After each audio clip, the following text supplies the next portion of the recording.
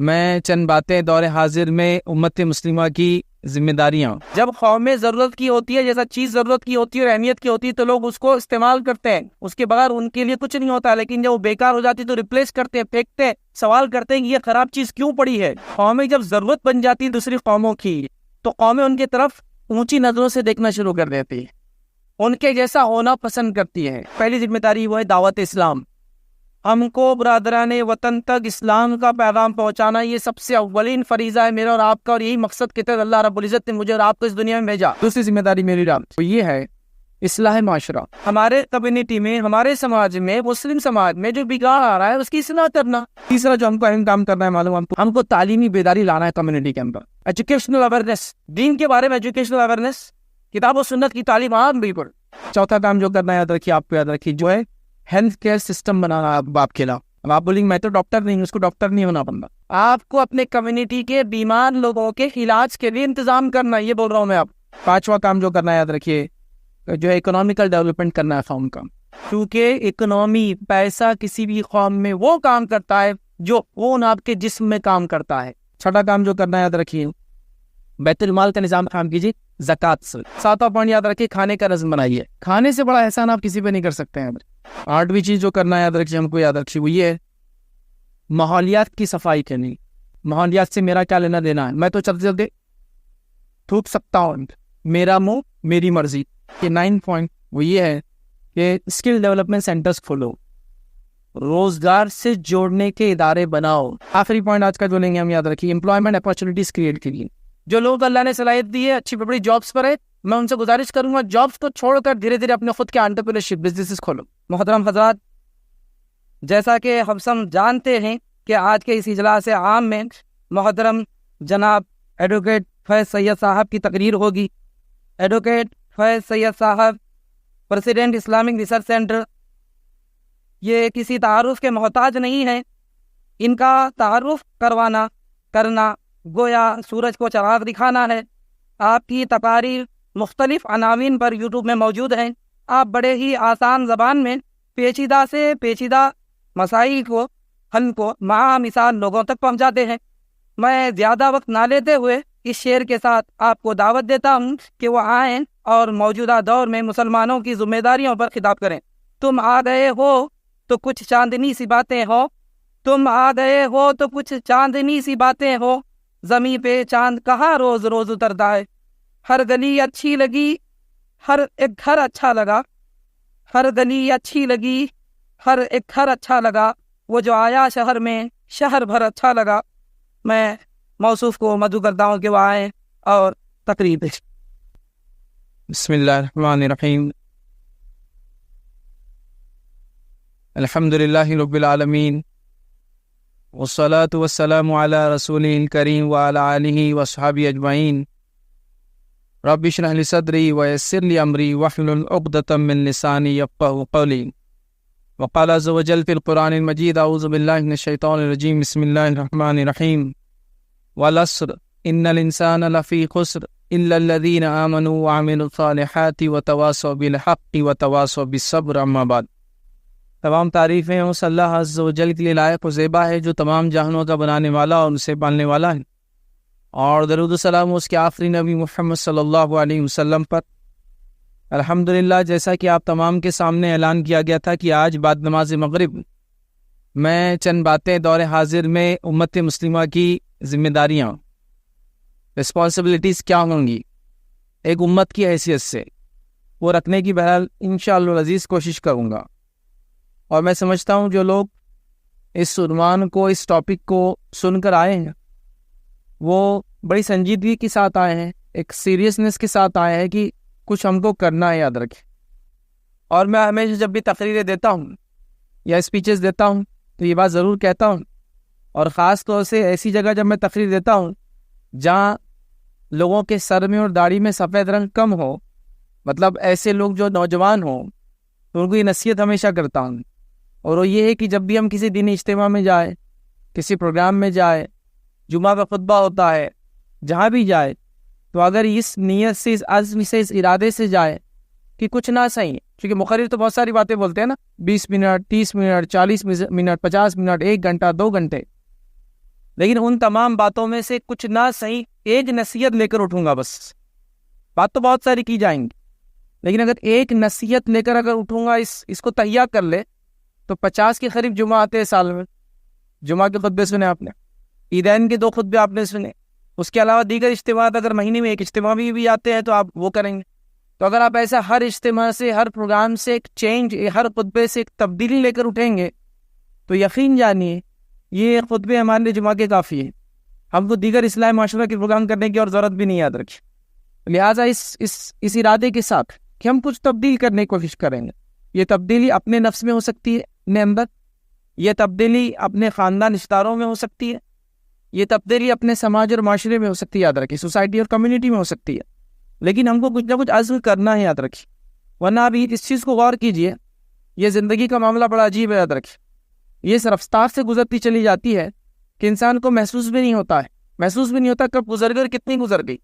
फिर एक वक्त गुजरने के बाद अगर हमें पछतावा हो, फिर ख्याल आए, फिर कोशिश करें, जबकि हम मसरूफियत में फंस जाए। समझ रहे आप, जवानी में क्या होता है, वक्त होता है, लेकिन जब इंसान का शादी ब्याह, दीगर मसरूफियतें, तिजारत, हलाल रोजी कमाना, सफ़र करके जाना, सब चीज़ें शुरू हो जाती है, फिर उसके लिए बहुत मुश्किल होता है टाइम निकाल पाए। उस मरहले में इंसान सोचता है कि काश मैंने अपनी जवानी में, जब खाली वक्त मेरे पास हुआ करता था, अगर मैं तब सही इस्तेमाल कर लेता तो आज शायद मैं कुछ किया होता, अल्लाह के सामने हाजिर होता तो कुछ जवाबदेह होता कि हाँ अल्लाह मैंने मुझे तूने ये सलाहियत दी थी, ये फ़न, ये हुनर, ये महारत, ये पैसा, ये दौलत दी थी, मैंने यहाँ इस्तेमाल किया। लेकिन उमूमन हमारा रवैया या हमारी रविश इस तरह से हो गई है कि हम चीज़ों को बस सुनने की आदी है। मैं नहीं कह रहा हूँ आप सब, लेकिन उमूमन आमतौर से। और कुछ लोगों को तकरीर में नसीहत से ज़्यादा मज़ा आता है। कैसे आता है मुझे नहीं समझ में आता, लेकिन वो मज़ा लेते, क्या मज़ेदार तकरीर, वो कैसे आता है मज़ा मुझे नहीं पता। ठीक, हालांकि हर तकरीर वाज़ और नसीहत किताब व सुन्नत के मुताबिक होती है, हर उसके अंदर कुछ ना कुछ नसाए हमारे लिए, नसीहतें, लेसन से सबक है, याद रखें। तो बहरहाल हमें उन असबाब को, उन सबक को या इस चीज़ को तैयार करके उठना है कि मैं एक चेंज, एक तब्दीली ज़रूर लाऊंगा। और ख़ास तौर से जो महीना बस आने वाला है, बहुत करीब, बहुत ही करीब है, याद रखें। तो उस महीने के लिए भी हमारी तैयारी ये हो कि ये महीना हर साल जब आए हम पर, तो मेरी ज़िंदगी में एक नई चीज़ मैं जोड़ूंगा और एक बुराई से बचूंगा। कुछ ना सही तो वैसे तो फ़ायदे बहुत होना चाहिए रमज़ान में, लाइफ चेंज हो जाना चाहिए, जैसा चेहरा चेंज होता है, जिक्र अस्कार चेंज होता है, ज़बान चेंज हो जाती है, मामला चेंज हो जाते हैं, साल भर ऐसा होना चाहिए, ज़िंदगी भर होना चाहिए। लेकिन ऐसा अगर ना भी हो तो रमज़ान का एक फ़ायदा तो कम अज़ कम उठाइए कि एक परमानेंट चेंज अपनी लाइफ में अच्छाई के अतबार से, और एक परमानेंट चेंज बुराई तो अपनी नफ्स से निकाल के, ये ज़रूर करना चाहिए, याद रखिए। बहरहाल नौजवान सामने बैठे हैं, उम्मीद करता हूँ आप मेरी बातों को सीरियस लेंगे और कुछ न कुछ करने की जो है कोशिश करेंगे। चलिए आइए आगे बढ़ते हैं। जो आज का टॉपिक था, दौरे हाजिर में उम्मत मुस्लिमा की जिम्मेदारियाँ क्या है, इस बात को पहले मैं समझाने की कोशिश करता हूँ कि आपकी जिम्मेदारियाँ क्या है और कितना ज़रूरी है कि हम अपनी अहमियत को पहचानें, अपने मुकाम को पहचानें, अपने मर्तबे को पहचानें, और जिस काम के लिए अल्लाह रब्बुल इज़्ज़त ने मुझे और आपको इस दुनिया में भेजा है, वो मकसद को पूरा करने की कोशिश करें। मैं एक सवाल से आपको अपने दर्स का इब्तिदा करता हूँ ताकि अहमियत भी बताऊँ। मेरा एक सवाल है, आपके घर के अंदर एक ऐसी चीज़ है जो अपने वक्त में बड़ी कीमती थी, अपने वक्त में बड़ी कीमती थी, एक मोबाइल हैंडसेट को ही ले लीजिए। बड़ा कीमती हैंडसेट, आपने पता नहीं लाख रुपये में खरीदा होगा उस हैंडसेट को, बट अब उसकी ज़िंदगी खत्म होने आ गई, अब उसकी लाइफ खत्म हो रही ना, वो रिपेयर होता है ना मेंटेन होता है। तो क्या करते हैं आप उस मोबाइल फ़ोन के साथ, मुझे बताइए, जो कि एक ज़माने में बड़ी अहमियत की चीज़ थी, बहुत महंगी और कीमती भी थी। क्या करते हैं, उसको उठा के शोकेस में रख देते, उसको हाथ चढ़ा के रखते, उसको अगरबत्ती का धुआं देते, उसको घर के सामने लगा के लोगों को आते जाते बताते कि देखो ये लिया था मैंने, इतना महंगा, मेरी इतनी हैसियत थी, ये चीज़ खराब होगी। क्या करते हैं बताइए, सबसे पहला काम या तो उसको बेचने की कोशिश करते हैं कि किसी भी कुछ काम आ जाए इसमें से, तो मेरी चीज़ बिक जाए, चाहे वो उसके वक्त में लाख रुपए की थी, 5,000 रुपये बिक जाए तो आप कहते हैं गनीमत, अच्छा ही हुआ। एक काम पहला तो बेचने की कोशिश करते हैं। अगर वो चीज़ ना बिके तो फिर क्या करते हैं, अगर वो चीज़ सेल नहीं हो रही है, बिक नहीं रही है, तो क्या करते हैं फिर आप उसको उठाकर फेंक देते हैं। कभी तो ये भी हालत हो जाती है कि आप सोचते हैं कोई तो उठा के ले चल रहा है, यार चोरी तो भी कर ले, कुछ तो भी हो जाइए, अब काम की नहीं रही है चीज़। तो यही होता है ना, कोई भी चीज़ अपने वक्त में चाहे कितनी अहमियत की हामिल हो, अगर वो बेकार हो जाए, वो अपना पर्पस जिस मकसद से बनाएगी सर्व ना करे, तो क्या करते हैं आप उसको, या तो उसको बेच देते हैं ताकि किसी को इस्तेमाल हो, या तो उसको फेंक देते हैं। दोनों में से इसके अलावा और कुछ भी नहीं होता, याद रखिए। तो मेरा ये सवाल है, याद रखिए कि आप जब अपने घर में जो बर्तन या जो सामान या कोई कीमती चीज़ जो अपने वक्त में थी, काम नहीं आती, तो उसको फेंक देते हैं या बेच देते हैं। तो दुनिया का मिजाज भी कौमों के मामले में ऐसी ही, याद रखिए, कि जब तक कौमें उनके लिए फ़ायदेमंद होती है, दुनिया उनको सराफा पर उठा लेती है, याद रखिए। जब कौमें नफ़ा बख्श होती है तो दुनिया उनको सराफों पर उठा लेती है, याद रखिए।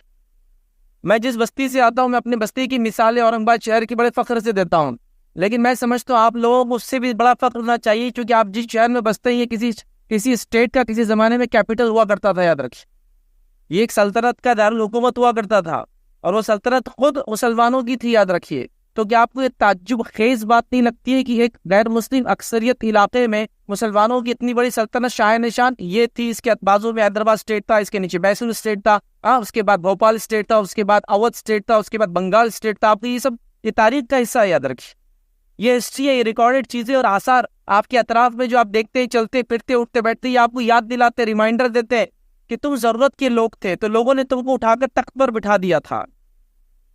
जब कौमें जरूरत की होती है, जैसा चीज जरूरत की होती है और अहमियत की होती है, तो लोग उसको इस्तेमाल करते हैं, उसके बगैर उनके लिए कुछ नहीं होता। लेकिन जब वो बेकार हो जाती है तो रिप्लेस करते हैं, फेंकते हैं, सवाल करते हैं कि ये खराब चीज क्यों पड़ी है।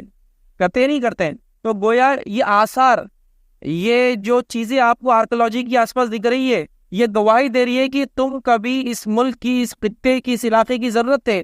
आज तुमसे सवाल हो रहा है कि तुम यहाँ क्यों, तुम्हारा यहाँ काम क्या है, तुम्हारा वजूद किस लिए।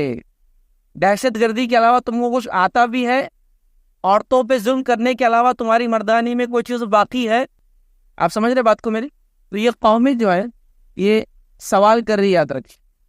तो जिस तरह से जब कोई चीज चाहे कितनी अहमियत की हामिल हो, जब वो काम नहीं आती, वो फायदा नहीं देती जिसके लिए बनी है, तो लोग उसके बारे में सवाल करते हैं। या तो उसको बेच दिया जाता है, या तो उसको फेंक दिया जाता है, उसको रिप्लेस करके दूसरी चीज लाई जाती है। तो यही हाल आज हमारा है।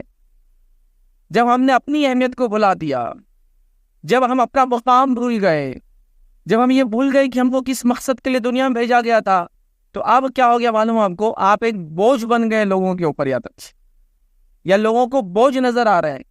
और क्यों ना हो, वाकई में ऐसी होता है। जो चीज सबसे अहमियत की हामिल होती है, लोग उसी से तो सवाल करते तुम अब क्या कर रहे हो। एक दुनिया भर का सबसे निकम्मा, सबसे आवारा, सबसे बेकार, सबसे सुस्त और काहिल इंसान से कोई नहीं पूछता है तुम क्या कर रहे हो। सवाल उसी से होता तुम क्या कर रहे हो, या तुमने क्या किया जिसके अंदर कुछ करने की सलाहियत होती है। याद रखिए। तो अगर कौमें आपसे सवाल करती है कि तुमने अब क्या किया, तो वो गोया आपको समझती है कि तुमको कुछ करना चाहिए था, तुमने वो नहीं किया जिसके लिए तुम थे। याद रख, ये बात को आप समझो। तो नतीजतन वो कौमों को रिप्लेस कर दिया जाता है। अब जब कौम अहमियत की हामिल हो जाती है, कौमें जब जरूरत बन जाती है दूसरी कौमों की, तो कौमें उनकी तरफ ऊंची नजरों से देखना शुरू कर देती है, उनके जैसा होना पसंद करती है, उनके चाल ढाल, चलन ढलन, उठने बैठने, फैशन को अपने लिए फख्र समझती है वो चीज को करना। उनके मुल्कों में जाना, उनकी सरजमीन पर घूम के आना, कदम रखना, उनके वीजे अपने पासपोर्ट पे लगाना फख्र बन जाता है हमारे लिए। होता है नहीं होता है ना? और वह दुनिया ने इसकी शाहिद है। देखिए, यूरोप से कुछ लोग निकले आज से 200 साल पहले, ज्यादा पुरानी बात नहीं, तारीख में इसको मॉडर्न हिस्ट्री बोलेंगे। 200 साल पहले कुछ लोग यूरोप से निकले और उन्होंने तय किया कि वे एक नई दुनिया बनाएंगे, और वो नई दुनिया जो है ना अटलांटिक पार बनाने का इरादा किया। एक ऐसी सरजमीन पे गए जो सरजमीन गैर आबाद थी, एक तरह से बहुत कम और बहुत मामूली इंसान का बस्ती थी। वो वहां से गए और उन्होंने सोचा कि हम एक नई दुनिया बनाएंगे जो इंसानियत की जरूरत होंगी। आज 200 साल बाद वो इंसानियत की ऐसी जरूरत याद रखिए कि उनके बगैर दुनिया में कुछ नहीं होता है। होता है नहीं होता है। उनके वीजे अगर हमारे पासपोर्ट पे लग जाए तो हमारी पूरी जिंदगी उसमें मर रहे और हम खबरें सिर्फ वो पासपोर्ट में मेरा वीजा लग जाए कि मैं यूएस जाके आया, यूएस का वीजा मेरे पासपोर्ट में लगा हुआ है। हमारा बच्चा यूएस बोलते बोलते बाप 10 फीट जमीन से ऊपर होता, उसको पकड़ के ला रहा था, नीचे नीचे यूएस में है। हमारे एक रिश्तेदार यूएसए में जाते आते रहते हैं, तो इनको फख्र हो जाता है। ये होता है जब कौमें जरूरत की हामिल हो जाती है ना, वो इंसानियत की जरूरत बन जाती है, तो लोग उनके करीब जाने को भी फख्र समझते हैं अपने लिए। और वो कैसी जरूरत पड़ती है इंसानियत की? दुनिया की हर चीज वो आपको दे रहे हैं, हर नफा बख्श चीज के पीछे उनका हाथ है। या तो उसके इन्वेंशन पे उनका हाथ है, या उसके आइडियाज में उनका हाथ है, या तो उसके मैन्युफैक्चरिंग में उनका हाथ है, या तो वो टेक्नोलॉजी आपको दे रहे हैं। क्योंकि वो नफा दे रहे हैं तो दुनिया कह रही इनकी जरूरत है। फिर ये चाहे दन दनाते हुए अपने पैरों के नीचे इंसानों को चूटियों कैसे कुचले, कोई उनके खिलाफ आवाज नहीं उठाता, इसलिए कि वो इंसानियत की जरूरत बन बैठे हैं। आप समझ रहे इस बात? आप समझ रहे इस बात? पहले अपने मुकाम को पहचानिए, तब जिम्मेदारियों का एहसास होगा, तब काम कर पाओगे। किसी को ये पता ही नहीं होती उसका मुकाम क्या है, हीरे को ये ना पता हो कि वो हीरा है, वो समझे वो कांच है, तो फिर बड़ा मुश्किल है। याद रखिए कि उसको खुद समझा जाए कि तेरी वैल्यू क्या है, तो किस अहमियत का हामिल है। याद रखिए। और जब कौमें अहमियत की हामिल हो जाती है, इंसानियत की जरूरत बन जाती है, तो मैं आपको मिसाल देता हूँ खाली बात समझने के लिए। हमारे पास एक कपड़ा होता है, वो कॉमनली यूज होता है पैंट्स के लिए, उसको जीन्स बोलते हैं। जीन्स का कपड़ा सोचते ना, मत कोई आराम थी उसका पहनना, कोई गलत ही, एक मिसाल दे रहा हूँ, जीन्स बोलते हैं। जीन्स मालूम आपको क्या कपड़ा है आपको? ये जो अमेरिका के अंदर जो माइनर्स होते हैं, रेलवे लाइंस बिछाते हैं, सर्दी का रहता मामला, और सर्दी के अलावा दूसरा जो काम करते बड़ी मेहनत का होता है, माइंस में काम कर रहे, खुदाई कर रहे, रेलवे ट्रैक्स डाल रहे, फला कर रहे, तो उन लोगों ने ये कपड़े को क्या कि कपड़ा बड़ा मजबूत होता है, बड़ा अच्छा होता है, गर्म भी होता है, लेकिन अनथक मेहनत करने की वजह से कुछ जगहों पर फट जाता है। वो खासतौर से रानों पर फट जाता है, खासतौर से घुटनों पर फट जाता है। क्यों? तो अनथक मेहनत करता है आदमी, तो उसके धागे निकलना शुरू हो जाते हैं, रेशे निकलना चालू हो जाते हैं। तो ये उनके माइनर्स का ड्रेस है। जब कौमें जब दूसरी कौमों को अहमियत का हामिल समझती है ना, तो उनकी हर चीज को अपना लेते दिलो जान से। तो लोग सिली हुई जीन्स के मुकाबले में फटी हुई जीन्स महंगी दामों में लेते हैं। क्यों? तो ये उन्होंने काम करने वाले जैसे पहनते ना अमेरिका के, वैसे हम पहनते, तो हमको फख्र होता है। आपने कभी टी शर्ट्स पे गौर किया? आपकी जो बच्चे पहनते 69 number, 57 number, 71 number, railway track, railway group number फला है, माइनर नंबर आप देख रहे हैं, ये वहां के काम करने वाले मजदूर पहनते हैं। तो जो कौम किसी कौम की जरूरत पड़ जाती है, तो लोग उनके मजदूरों का लिबास भी अपने लिए फैशन और फख्र समझते हैं। समझ रहे हैं आप बात? ये कौमों का दबदबा होता है। तो जब कौम अपनी अहमियत को भूल जाती है, अपना वक़ार खुद खो देती है, अपने मकसद को भूल जाती है, रब्बुल इज़्ज़त ने क्यों पैदा किया, अगर हमने अपने मकसद को भूल गया, तो फिर कौमें सवाल करती है, आप क्यों, किस लिए, क्या मकसद है आपका, क्या दिया आपने दुनिया को आज तक? ये सवालें उठाती, याद रखें। तो यही होता है। तो कौमों का मिजाज भी ऐसी, जैसा आपका मिजाज पुरानी चीज़ जो इस्तेमाल में नहीं आती है, काम की नहीं रहती, ख़राब हो जाती होता है, कौमों का भी होता है। तो आज कौमों का मिजाज हमारे ताल्लुक से भी कुछ इसी तरह नजर आ रहा है, याद रखिए। तो दौरे हाजिर में करने उम्मत मुस्लिमा की क्या जिम्मेदारियां हैं, उन जिम्मेदारियों को आपके सामने रखने की मैं जो आज कोशिश करूंगा। जब मैं जिम्मेदारियों को आपके सामने रखूंगा, तो इन जिम्मेदारियों को आपको समझने की कोशिश करना है, और इनमें से जिस भी फील्ड में आप काम करते हैं, उस शोबे में आगे बढ़ने की आपको जरूरत है। याद रखिए, उस शोबे में आपको बढ़ने की जरूरत है। ये कैसा अजीब मामला है, आप थोड़ा गौर कीजिए, कैसा अजीब मामला, थोड़ा सिर्फ गौर करो। कोई ऐसा गैजेट समझते ना, इस्तेमाल की चीजें घड़ी की शक्ल में आजकल इस्तेमाल हो रही, मोबाइल है, टैबलेट्स है, हैंडसेट है, लैपटॉप है, क्या क्या नहीं आपके गैजेट्स होते हैं जिस मतलब इंसान इस्तेमाल करता है। कोई एक गैजेट आप ऐसा बता सकते हैं कि इस पर लिखा हो कोई मुस्लिम मुल्क का नाम, मेड इन फुला? बताओ ना, गैजेट एक बता दो कि इस पर लिखा हो मेड इन, समझ रहे ना आपको, मुस्लिम मुल्क का नाम। एक बता दो कोई गैजेट जो आप इस्तेमाल करते हो या आपकी जिंदगी में हो। हाँ, आप तुर्की की जानामत बता सकते हैं, ईरान का खालिद बता सकते हैं, लेकिन कोई टेक्नोलॉजी का कोई गैजेट बता दो जिसपे कोई मुस्लिम मुल्क का नाम छपा हुआ आता हो, मेड इन। हाँ, manufactured in, packaged in, repackaged इन, तो कुछ मुल्क मलेशिया वगैरह का नाम कभी आप सुन लेते होंगे, इंडोनेशिया, मलेशिया, तुर्की, हाँ बस ये नहीं मिलेंगे। आप खाली इससे अंदाजा लगा लो क्या हाल हो चुका है हमारा, खाली इससे अंदाजा लगा लो। सोचो जरा, सोचो, इस पे गौर करो। खैर, ये बड़े सतह की बात है। हर फर्द अपने तौर से क्या करता है, वो अपनी जिम्मेदारी को जाने, हर उसके ऊपर वाला उसकी जो जिम्मेदारी वो उसको जाने, उसके ऊपर वाला उसकी जिम्मेदारियों को जाने। हर आदमी अगर मगन हो जाए अपनी जिम्मेदारियों की, ये मेरा हदफ और टारगेट है, ये मुझे अचीव करना है, तो ये काफी, याद रखें। हमको फिर देखने की जरूरत नहीं कौन क्या है और कौन कैसा है, लेकिन सिर्फ आपको झिझोड़ने के लिए चंद मिसालें मैंने आपके सामने रखी है कि कौमें से जो अहमियत की हामिल होती है लोग क्या होता है, हमारी जिम्मेदारियां क्या थी या क्या होना चाहिए थी। जब मैं इन जिम्मेदारियों को आपके सामने रखूंगा, तो यकीनन कुछ सवालात आपके जहन में उठेंगे कि क्या ये भी इस्लाम का हिस्सा, ये भी इस्लाम का हिस्सा है? हाँ, ये है। इस बात की तरफ आगे बढ़ने से पहले ये बता दूं कि नबी अकरम सल्लल्लाहु अलैहि वसल्लम हदीस बयान, और अलग अलग हदीसें मतन नहीं पढ़ रहा हूँ उसका, लेकिन उसके मफहूम में आपके सामने रख रहा हूँ, उसके मानी में आपके सामने रख रहा हूँ। एक रिवायत में आपने फरमाया कि अल्लाह रब्बुल इज्जत रोज़े क़यामत इंसान से पूछेगा, ए मेरे बंदे, मैं प्यासा था, तूने पानी नहीं पिलाया। सही मुस्लिम की रिवायत है ये। बंदा कहेंगे, अल्लाह रब्बुल इज्जत, तू रज़ाक, तू रिज़्क़ देने वाला, तू कब प्यासा था और मैंने कब पानी नहीं पिलाया? तो अल्लाह कहेंगे, क्या फूला बंदे ने तुझसे पानी नहीं मांगा था? तू कहा, अल्लाह मांगा था। तो तू अगर उसको पिला देता तो गोया तूने मुझे वो किया था। फिर पूछेंगे, मेरे बंदे, मैं भूखा था, तूने मुझे खाना नहीं खिलाया। तो बंदा कहते, अल्लाह तू रज़्ज़ाक है, तू रिज़्क़ देने वाला है, तू कब भूखा था और मैंने नहीं खिलाया? तो अल्लाह कहेंगे, क्या तूने उस बंदे को नहीं देखा जो तुझसे खाना मांगने आया था? अगर तू उसको खिला देता तो गोया तूने मुझे वो चीज़ दिया था। ये बातें सुनी ना, सुनी? नबी अकरम सल्लल्लाहु अलैहि वसल्लम फरमाते कि हिल्फुल फुज़ूल नाम की एक कमेटी थी, ये कमेटी का पढ़ना है तो आप किसी भी सीरत की किताब उठाइए, कोई किताब, उसके अंदर नबी अकरम सल्लल्लाहु अलैहि वसल्लम के नबुव्वत से पहले की कुछ कारनामों के अंदर ये वाक़या आपको जरूर मिलेगा कि हिल्फुल फुज़ूल नामी कमेटी बनी थी। उनका काम ये था कि अगर दो अरब कबाइल में झगड़ा हो जाए तो वो लोग दोनों को लड़ने नहीं देंगे। पीस कमेटी थी वो, एक तरह की अमन कमेटी थी उस शहर की, मक्का की, जो कि अरब बहुत लड़ते थे। नबी अकरम सल्लल्लाहु अलैहि वसल्लम उसके मेंबर बन गए, यंग थे आप, नौजवान थे, उसके मेंबर बन गए। और एक बार ऐसा हुआ कि एक कबीले ने दूसरे कबीले से लड़ाई की तो मुशरिकीन जो हिल्फुल फुज़ूल वालों ने एक का साथ देकर उनको रोका, लेकिन अल्लाह के रसूल सल्लल्लाहु अलैहि वसल्लम ने जंग में हिस्सा नहीं लिया। तारीखी रिवायतों में, हदीस नहीं याद रखिए, तारीखी रिवायतों में आता है बस कुछ तीर गिरते थे तो आपने उठाकर दिए, मतलब उसने आपने पार्ट नहीं लिया उस जंग के अंदर, लेकिन आप उसके अंदर कहीं ना कहीं हिस्सेदार ये थे कि आप तीर उठाकर वहां देते थे जब लड़ाई हुई, लेकिन आपने लड़ाई में जाती तौर से हिस्सा नहीं लिया। फतेह मक्का हो जाती है, पूरी जिंदगी आपकी गुजर गई, आप नौजवान से लेकर आप उम्र रसीदा हो चुके हैं। नबी अकरम सल्लल्लाहु अलैहि वसल्लम फरमाते अगर काश आज भी कोई हिल्फुल फुज़ूल जैसी कोई कमेटी बनाए ना तो मैं उसका मेंबर बनने के लिए, उसका फर्द बनने के लिए रेडी हूँ। आज इंसानियत की खिदमत के लिए, अमन को कायम करने के लिए, कबाइल में इत्तेहाद कायम करने के लिए आज भी कोई कमेटी बनती है ना तो मैं उसका मेंबर बनने के लिए रेडी हूँ। कब फरमा रहे हैं नबी अकरम सल्लल्लाहु अलैहि वसल्लम ये? क्योंकि पहले के वाक़े को तो आप कह सकते हैं ये तो दौरे जहालत का मामला था, जब आप नबी भी नहीं बने थे तो उस दौर की बात थी। अब तो आप नबी बन गए, दीन मुकम्मिल हो गया, और अब आप क्या कर रहे हैं? अगर ऐसी कमेटी कोई आज ही बनेंगी तो मोहम्मद सल्लल्लाहु अलैहि वसल्लम के मेंबर मैं जरूर बनूंगा, और वो कमेटी मुशरिकीन की बनाएगी। ये बात याद रखिए। मतलब इत्तेहाद के कामों में, इत्तेफाक के कामों में, रिफाही कामों में, मदद के कामों में, बेनिफिट ऑफ ह्यूमैनिटी के लिए हम किसी के साथ भी शामिल हो सकते हैं।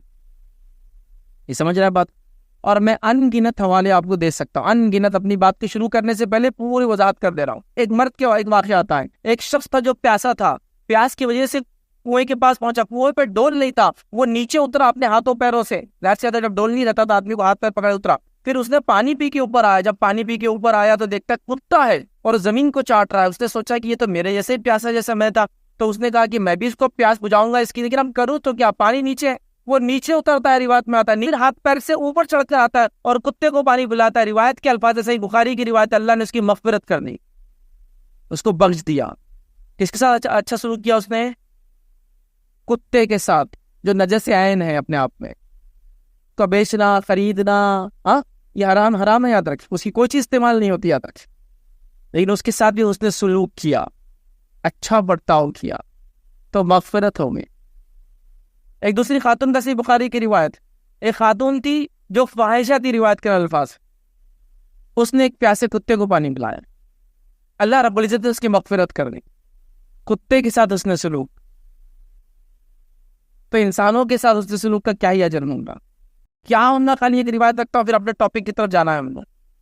क्या अजर होगा? आइए एक हदीस सुन लीजिए आप।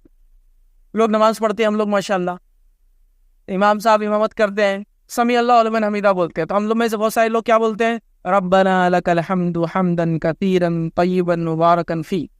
ये दुआ कहाँ से आई थी मालूम आपको? ये दुआ एक मर्तबा नबी अकरम सल्लल्लाहु अलैहि वसल्लम नमाज पढ़ा रहे थे, एक सहाबी नमाज पढ़ रहे थे, और समी अल्लाहु लिमन हमीदा भी तेज बोली जाती थी, और रब्बना लकल हम्द भी लोग तेज बोलते थे उस जमाने में, याद रखिए।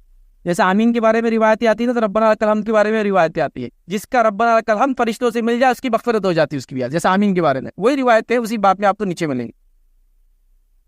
तो एक सहाबी ने यह पढ़ दिया, आमतौर से रब्बना लकल हम्द या रब्बना वलकल हम्द पढ़ते थे, एक सहाबी ने एक दिन ये पढ़ दिया रब्बना लकल हम्दु हम्दन कसीरन तय्यिबन मुबारकन फी। नबी अकरम सल्लल्लाहु अलैहि वसल्लम पीछे पलट कर कहा, तुम में से किस शख्स ने दुआ पढ़ी? क्योंकि वो तेज पढ़ते थे। किसने दुआ पढ़ी? मैंने 30 उससे कुछ जायज फरिश्तों को देखा इस दुआ को लिखने, वो दौड़ रहे थे। 30 एंजल्स वो दौड़ रहे थे ये दुआ लिखे। उस वजह से हम लोग भी पढ़ते हैं इसको, क्योंकि अल्लाह के रसूल ने उसको अटेस्ट कर दिया कि हाँ ये अल्फाज दुरुस्त है। 30 फरिश्ते। मैथमेटिक्स आपको आता हूँ, हिसाब किताब, मामूली हिसाब किताब, ज्यादा जरूरत नहीं। अब मैं दूसरी रिवायत रखता हूँ। नबी अकरम सल्लल्लाहु अलैहि वसल्लम फरमाते हैं, जो शख्स किसी बीमार शख्स की बीमारदारी के लिए जाता है, अगर सुबह जाता है तो शाम तक, और अगर शाम जाता है तो सुबह तक, 70,000 फरिश्ते उसके लिए दुआएं मग़फ़िरत करते हैं। 70,000 एंजल्स उसके लिए दुआएं मग़फ़िरत करते हैं। बात समझ में आई? कोई हिसाब किताब समझ में आया आपको? 30 भागे और उसको लिखा तो हम पढ़ते हैं, उसको पढ़ना चाहिए। यहाँ 70,000 अगर सुबह जाता है तो शाम तक, अब सुबह कब है आपके, तो शाम कब होती है? रात भर शाम अलग अलग टाइम पे होती है, तब तक। और अगर शाम जाता है तो सुबह तक, कितने एंजल्स, कितने फरिश्ते दुआएं करते हैं मग़फ़िरत? 70 नहीं, 70,000, जो अल्लाह की सबसे मुकर्रब मखलूक में से एक है, याद रखिए। आसमानों में रहती हो, गुनाह नहीं करती, गुनाह का सोचती नहीं, याद रखिए। वो आपके लिए मासूम मखलूक दुआ कर। 70,000 इंडियंस। तो बात समझ में आई कुछ? बीमार की इताअत, अगर बीमार की इताअत ये फायदा दे सकती है तो इसके शिफा के लिए, इसके इलाज के लिए और इसके लिए मेहनत करना क्या अजर दे सकता है, आप खाली सोच सकते हैं। अनइमेजिनेबल, मतलब सोच भी नहीं सकते आप, इतना अजर है। जो तो जब से जाने के और खाली ये पूछने का कैसे है, अच्छे है क्या, अल्लाह आपको शिफा दे, अल्लाह आपको अच्छा रखे, चंद दुआएं पढ़ दी, दिलासे के चंद अल्फाज बोले और निकल कर चले गए। 70,000 एलियंस आपके लिए पूरा उस मतलब दिन है तो रात तक, रात है दिन तक दुआ कर रहे हैं। तो अगर उसके सेहत याबी के लिए कोशिश शुरू कर दी आपने, और किसी भी शक्ल में हो सकती है, उठा के ले जाने से लेकर, एम्बुलेंस चलाने से लेकर, दवाखाना चलाने से लेकर, डॉक्टर बन के उसका इलाज करने से लेकर, कुछ भी है या नहीं इसका अजर? जब जाके पूछने का अगर ये है तो उसके साथ रहने का क्या होगा, समझिए बस इस बात। तो अब मैं जो है इसके बाद जो बातें मैं कहूंगा इसके दलाइल आपके सामने नहीं रखूंगा। दलाइल पूरे रख दिया मैंने सामने, इंसानों के साथ सलूक करने का अजर, कुत्तों के साथ सलूक करने का अजर सब रख दिया। तो अब मैं इसके दलाइल नहीं रखूंगा, अब आप समझ जाएंगे। हर चीज के लिए हवाला मेरे पास नहीं रहेगा क्योंकि अब आपको नुकात समझना है। अब पहला नुक्ता जो रखूंगा वो अहमियत के एतबार से सबसे अहम होगा, उसके बाद जो नुक्ता रखूंगा वो अहमियत के एतबार से उसके बाद वाला होगा। अब इसके बाद जो ऐसे रखूंगा वो समझ जाइए। 2-3 नुकात तो बहुत इंपॉर्टेंट है, बाकी पूरी जनरल आगे पीछे हो सकते हैं। तो आइए दौरे हाजिर में मेरी और आपकी क्या जिम्मेदारी है, उस जिम्मेदारी को समझने के लिए चंद बातें रखता हूँ। तो बहरहाल मैं आपके सामने आज 10 पॉइंट्स रखूंगा, 10 नुकात। पहले 2-3 नुकात अपनी अहमियत के एतबार से बहुत अहम है, इससे मैं उसको टॉप रख रहा हूँ, और उसके बाद क्या आप आगे पीछे हो सकते हैं, ज़मीन, ज़माना, हालात, माहौल, माशरा, इलाका, आप देखिए, आप काम करें। आइए सबसे पहले जो जिम्मेदारी मेरी और आपकी बनती है आज इस हालत में, इस माहौल में और हर वक्त, वो याद रखिए जो पहली जिम्मेदारी वो है दावत इस्लाम। हमको बरादराने वतन तक इस्लाम का पैगाम पहुंचाना, ये सबसे अव्वलीन फरीज़ा है मेरा और आपका, और यही मकसद के तहत अल्लाह रब्बुल इज़्ज़त ने मुझे और आपको इस दुनिया में भेजा। वमा खलक़तुल जिन्न वल इंसा इल्ला लियअबुदून, अल्लाह ने जिन और इंसानों को अपनी इबादत के लिए पैदा किया। तो पहला फरीज़ा दावत इस्लाम है, याद रखो। आज के इस माहौल में आप और मैं क्या समझ रहे मालूम आपको, दावत इस्लाम छोड़ देंगे तो हमारी बका है। इस सबसे बड़ी गलत फहमी आपकी, इसी में हमारी बका, ये करने में, इसको छोड़ने में हमारा जवाल है, याद रखो। रूल उल्टा है, आप उसको दुनिया उल्टे ढंग से समझा रही। वो कह रही है कि आप दावत इस्लाम की बात करेंगे तो आपके लिए बहुत मुश्किलात है, लेकिन ये बात याद रखो, कड़वी गोली खाने के बाद ही जिस्मों को शिफा मिलती है और इलाज होता है। सबसे बड़े जख्मों को उतनी ज्यादा शिद्दत और तकलीफ और नश्तर देने के बाद ही उसका इलाज होता है, याद रखो इस को रसूल। तो ये मामला नहीं हो सकता, याद रखिए। जो हम समझ रहे थे दावत इस्लाम पहली जिम्मेदारी मेरी आपकी, याद रखिए। बरादराने वतन तक इस्लाम का पैगाम पहुंचाना, मनाना काम नहीं है हमारा, कबूल कराना काम नहीं है हमारा। काम क्या हमारा, पहुंचाना। ये सबसे अव्वल काम कीजिए, आप पहुंचाइए, बाकी सारा डिसीजन उसका है भाई, हम क्या करें। वो आपको ना कह दे, आप खामोश वहां से निकल जाइए। वो आपसे सुनना चाहे आप उसको बताएं। और दावत इस्लाम ये हमारा सबसे पहला फरीजा है, इसलिए कि आज इस्लाम के ताल्लुक से याद रखिए 3 चीजें हो रही दावत इस्लाम नहीं देने की वजह से। पहला, लोगों की गलतफहमियां इस्लाम के बारे में बढ़ती चली जा रही। जब दावत देंगे आप तो गलतफहमियां भी दूर होंगी, मिसकंसेप्शन भी दूर होंगे। दूसरा, याद रखिए हक की तरफ लोगों को बुलाना, ये हमारी जिम्मेदारी, याद रखिए। और तीसरा, याद रखिए हक की वजाहत करना भी हमारी जिम्मेदारी है। तो आज लोगों को गलतफहमी इस्लाम के बारे में, ये आपके स्टेट की बात कर लो तो वो बड़े पर्दा एसेंशियल पार्ट नहीं है, ठीक है। अब मैं उस बहस में नहीं जा रहा कि मैं खुद एडवोकेट लॉयर हूँ, मैंने वो पूरा केस भी पढ़ा, सारी चीजें भी देखी और उसमें हिस्सा भी था मेरा कुछ, बट वो डिस्प्यूट में हम नहीं जा रहे। कहाँ हमसे चूक हुई और क्या हमने गलत किया, वो एक अलग ही मैटर है। इंशाल्लाह कभी फिर डिस्कस करेंगे बात।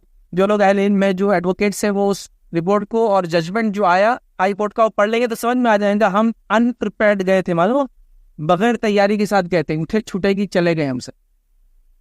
वो तैयारी नहीं की हमने, याद रखी जो तैयारी लगती है। ठीक है, हम बाकी सारी चीजें बोलते हैं अदलिया ऐसा वैसा, लेकिन इससे कुछ नहीं होता। अगर एकेडमिकली आप उससे पूछेंगे तो पेपर वर्क मैंने देखा है, कोर्ट ने ये तक सजेस्ट किया कि आपके पास से किसी आलिम का एक भी एफिडेविट तक नहीं आया कि जो आपको सजेस्ट करे कि आपके रिलीजन का एसेंशियल पार्ट है। ये एकेडमिक बात बोल रहा हूँ। अब वो हवाई बातें, मीडिया की बातें, सियासी बातें तो वो जोश वाली होती, हमारे खिलाफ है ऐसा है, लेकिन फैक्ट्स ये याद रखें। वो जजमेंट वो निकालिए, बहुत बड़ा जजमेंट है, 100+ पेज का, पढ़िए उसको। तो हम अनप्रिपेयर्ड है, प्रॉब्लम ही। और छोड़िए खैर वो मसला वो एक अलग चीज़ है, लेकिन हमारी तैयारी भी थी, बोलना जरूरी था ताकि कौम समझे। हर बार सिर्फ लोगों को कोसने से मसले डालने निकलेगा, कुछ तैयारी हमको भी करना पड़ेगी, याद रखिए। जब हक के लिए हम डट जाएंगे, अड़ जाएंगे ना, तो लोग अपने आप को बदले नहीं आता। जब हमने सोच लिया यहाँ तो हो नहीं सकता तो फिर कुछ नहीं होता, क्योंकि आपकी नीयत अल्लाह के साथ गुमानी गलत था जाते। बहरहाल चलिए आगे बढ़ते हैं। तो दावत इस्लाम पहला जिम्मा है हमें, लोगों की गलतफहमियां दूर कीजिए इस्लाम के बारे में, हक का पैगाम बताइए, आपके लिए भी है, कुरान सुन्नत नबी की शख्सियत आपके लिए भी है। और उसके साथ साथ याद रखिए हक की वजाहत कीजिए जहाँ उनको ज़रूरत है, जहाँ वो आपसे सवाल करते हैं। ये बहुत अहम काम है हमें, ये जिम्मा हमने छोड़ दिया। नतीजतन लोग पूछ रहे हैं हमसे आप क्यों, आप बोझ बन गए हम पर। जबकि हम में किसी ज़माने में मुसलमानों का इंतज़ार करती थी कि अगर ये आएंगे तो पता नहीं क्या क्या भला और खैर होगा, ये आएंगे तो हमारे मुल्कों की हिफाजत करेंगे। कई वाक़यात है, आप मतलब वक्त नहीं है इतना, आप खासतौर से साउथ इंडिया की हिस्ट्री पढ़ ले, और मुसलमानों ने खासतौर से नॉर्थ के मुकाबले में जो साउथ में कारनामे अंजाम दिए, क्योंकि यहाँ लोगों ने एक सबसे बड़ी खास बात की जो नॉर्थ में नहीं मिलती है, यहाँ ज़बान का फ़र्क नहीं याद रखिए। आप भी ज़बान वही बोलते हैं जो यहाँ का मधु बोलता है। हमारे पास तो प्रॉब्लम होता है, हमें क्या दक्कन स्टेट का, दक्कन हैदराबाद स्टेट में जो लोग थे, जिन्हों की ज़बान है मराठी, कन्नड़ और तेलुगु, और जो हाकिम उनकी ज़बान है उर्दू। तो हम लोग नहीं बोलते हुए ज़बान, हम सीखते भी नहीं, हमारी मदर टंग उर्दू है महाराष्ट्र में रहने के बाद भी।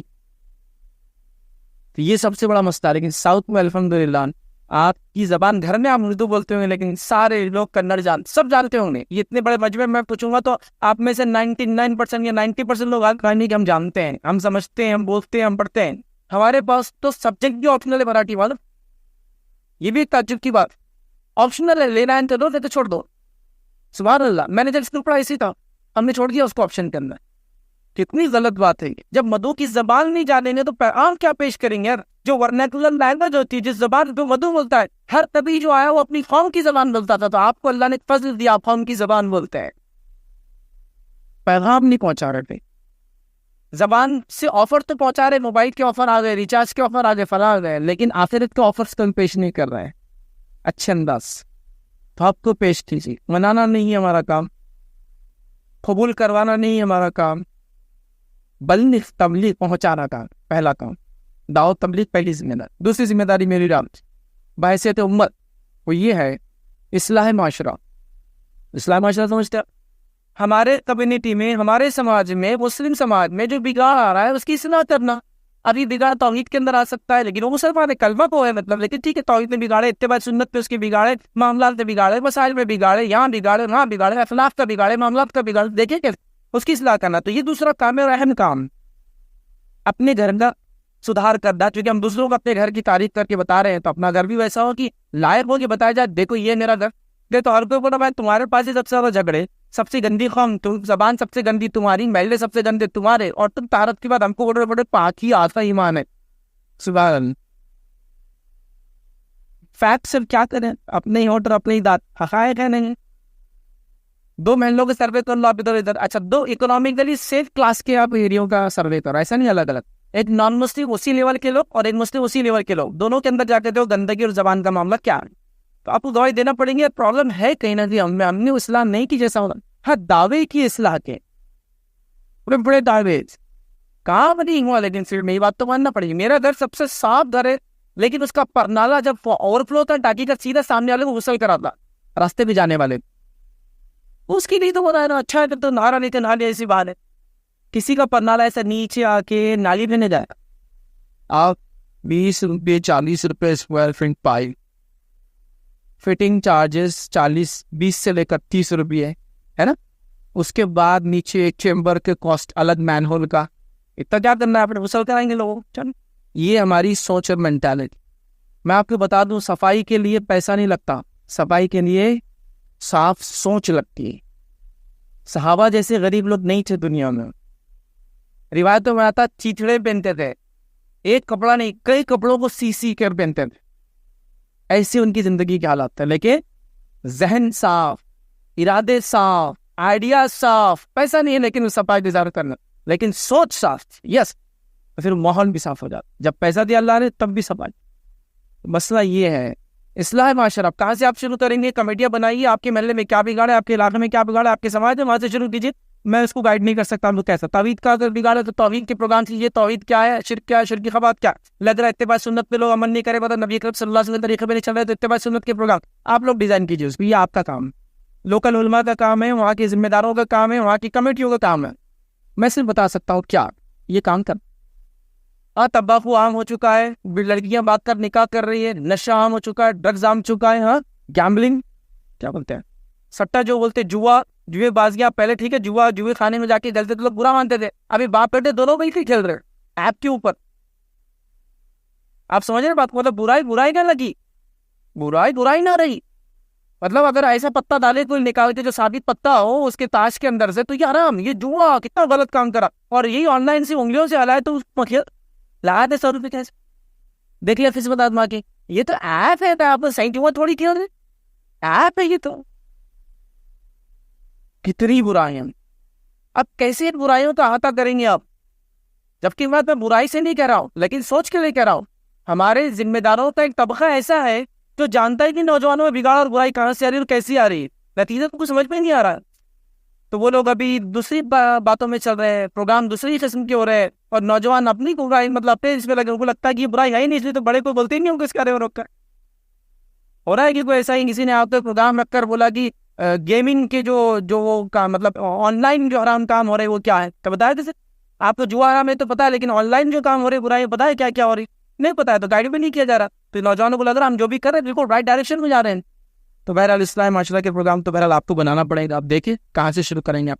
तीसरा जो हमको अहम काम करना है, मालूम हमको क्या मालूम, हमको तालीमी बेदारी लाना है कम्युनिटी के अंदर, एजुकेशनल अवेयरनेस, दीन के बारे में एजुकेशनल अवेयरनेस, किताब और सुन्नत की तालीम आम बिल्कुल। हर आदमी ऐसी छोटी छोटी बातों तो मसाइल यूं ही जानता हो, बिल्कुल उसके ऐसा ये हो जाए कि खाए नहीं पी लिए रोजे की हालत में रोजा टूटता है, नहीं टूटता है, नहीं टूटता है, बगैर सोचे समझे उसको मालूम इसका जवाब कि तो गलती से खाने पीने से रोजा नहीं टूटता है। अब उसको पूछने की जरूरत नहीं, अब क्या करूँगा, खा लिया रोजे में, मुफ्ती साहब बोल रहे नहीं टूटता, चचा बोल रहे टूट जाता, अम्मी बोल रहे नहीं टूटता, पड़ोसी बोल रहे टूट जाता, तो वो निवाला यहाँ तक ले जाता, घर वाले बोले तब तोड़ दे, टूट गया, तोड़ते, और इन्हें खा रहा, तोड़ दे रहा। कितना अहम मसला है ना, अनजाने में खाने पीने से क्या रोजा टूटता है, ये मसला भी नहीं। तो जो फराइज को करना उनको हुक्म दिया जा रहा है कि रोजे रखो, तो रोजे कब टूटते और कब होते ये जानना भी उतना ही फर्ज है जितना रोजा रखना फर्ज है। क्यों नहीं इल्म हो, नमाज पढ़ रहा है 3 रकात पढ़ी, इंसान भूल जाता है 4 को 3 पढ़ी, अच्छा 4 तो 5 पढ़ी, अब सत्य सहू करना कैसे करे, कुछ नहीं मालूम। मस्जिद के इमाम साहब को मालूम भी होता है, लेकिन पब्लिक क्या बोलती है, इमाम साहब पूरी नमाज फिर से पढ़ाओ, तो 3 पहले पढ़ाते, 4 बाद में 7 रकात पढ़ा देते हैं। उन्होंने बोलता है छोड़ो यार इनका चक्कर, की सुनते ही नहीं। हो रहा है भाई, इतना छोटा मसला है, अगर आपको इल्म हो कि कम हो जाए तो क्या, ज्यादा हो जाए तो क्या, और आप अपनी नमाज पढ़ रहे उसमें गलत मलत हो जाए तो क्या, 3 ही तरीके सजदे से होंगे। एक आप पढ़ रहे हो और आपको गलत मत कितने पढ़ा तो उसका एक तरीका, एक आपने कम पढ़ा और यकीनी तौर से किसी ने बोला आपने 3 रकात पढ़ी उसका एक तरीका, और एक आपने ज्यादा पढ़ ली तो उसका एक तरीका, 3 ही तरीके सजदे से होंगे। नहीं मालूम तो अपन क्या करें, सबसे अच्छा बोले नमाज दोहरा लो, अरे नमाज लेकिन ज्यादा हो जा रही है। एक बार तो हम लोग नमाज तो चले गए फजर की, और फजर की 6 रकात नमाज पढ़े अपने फर्ज। आप बोलेंगे ये कैसे हो सकता है ये। अब वो है कि इमाम साहब खड़े, इमाम साहब ने रकात बांध के पढ़ा दी, अब पढ़ा दी तो सूरा आगे पीछे कर दिया नंबरिंग के एतबार से, समझ रहे, जैसे 60 नंबर का सूरा उसका 1 पढ़ना था तो 1 पहले पढ़ लिया, 60 बाद में पढ़ लिया।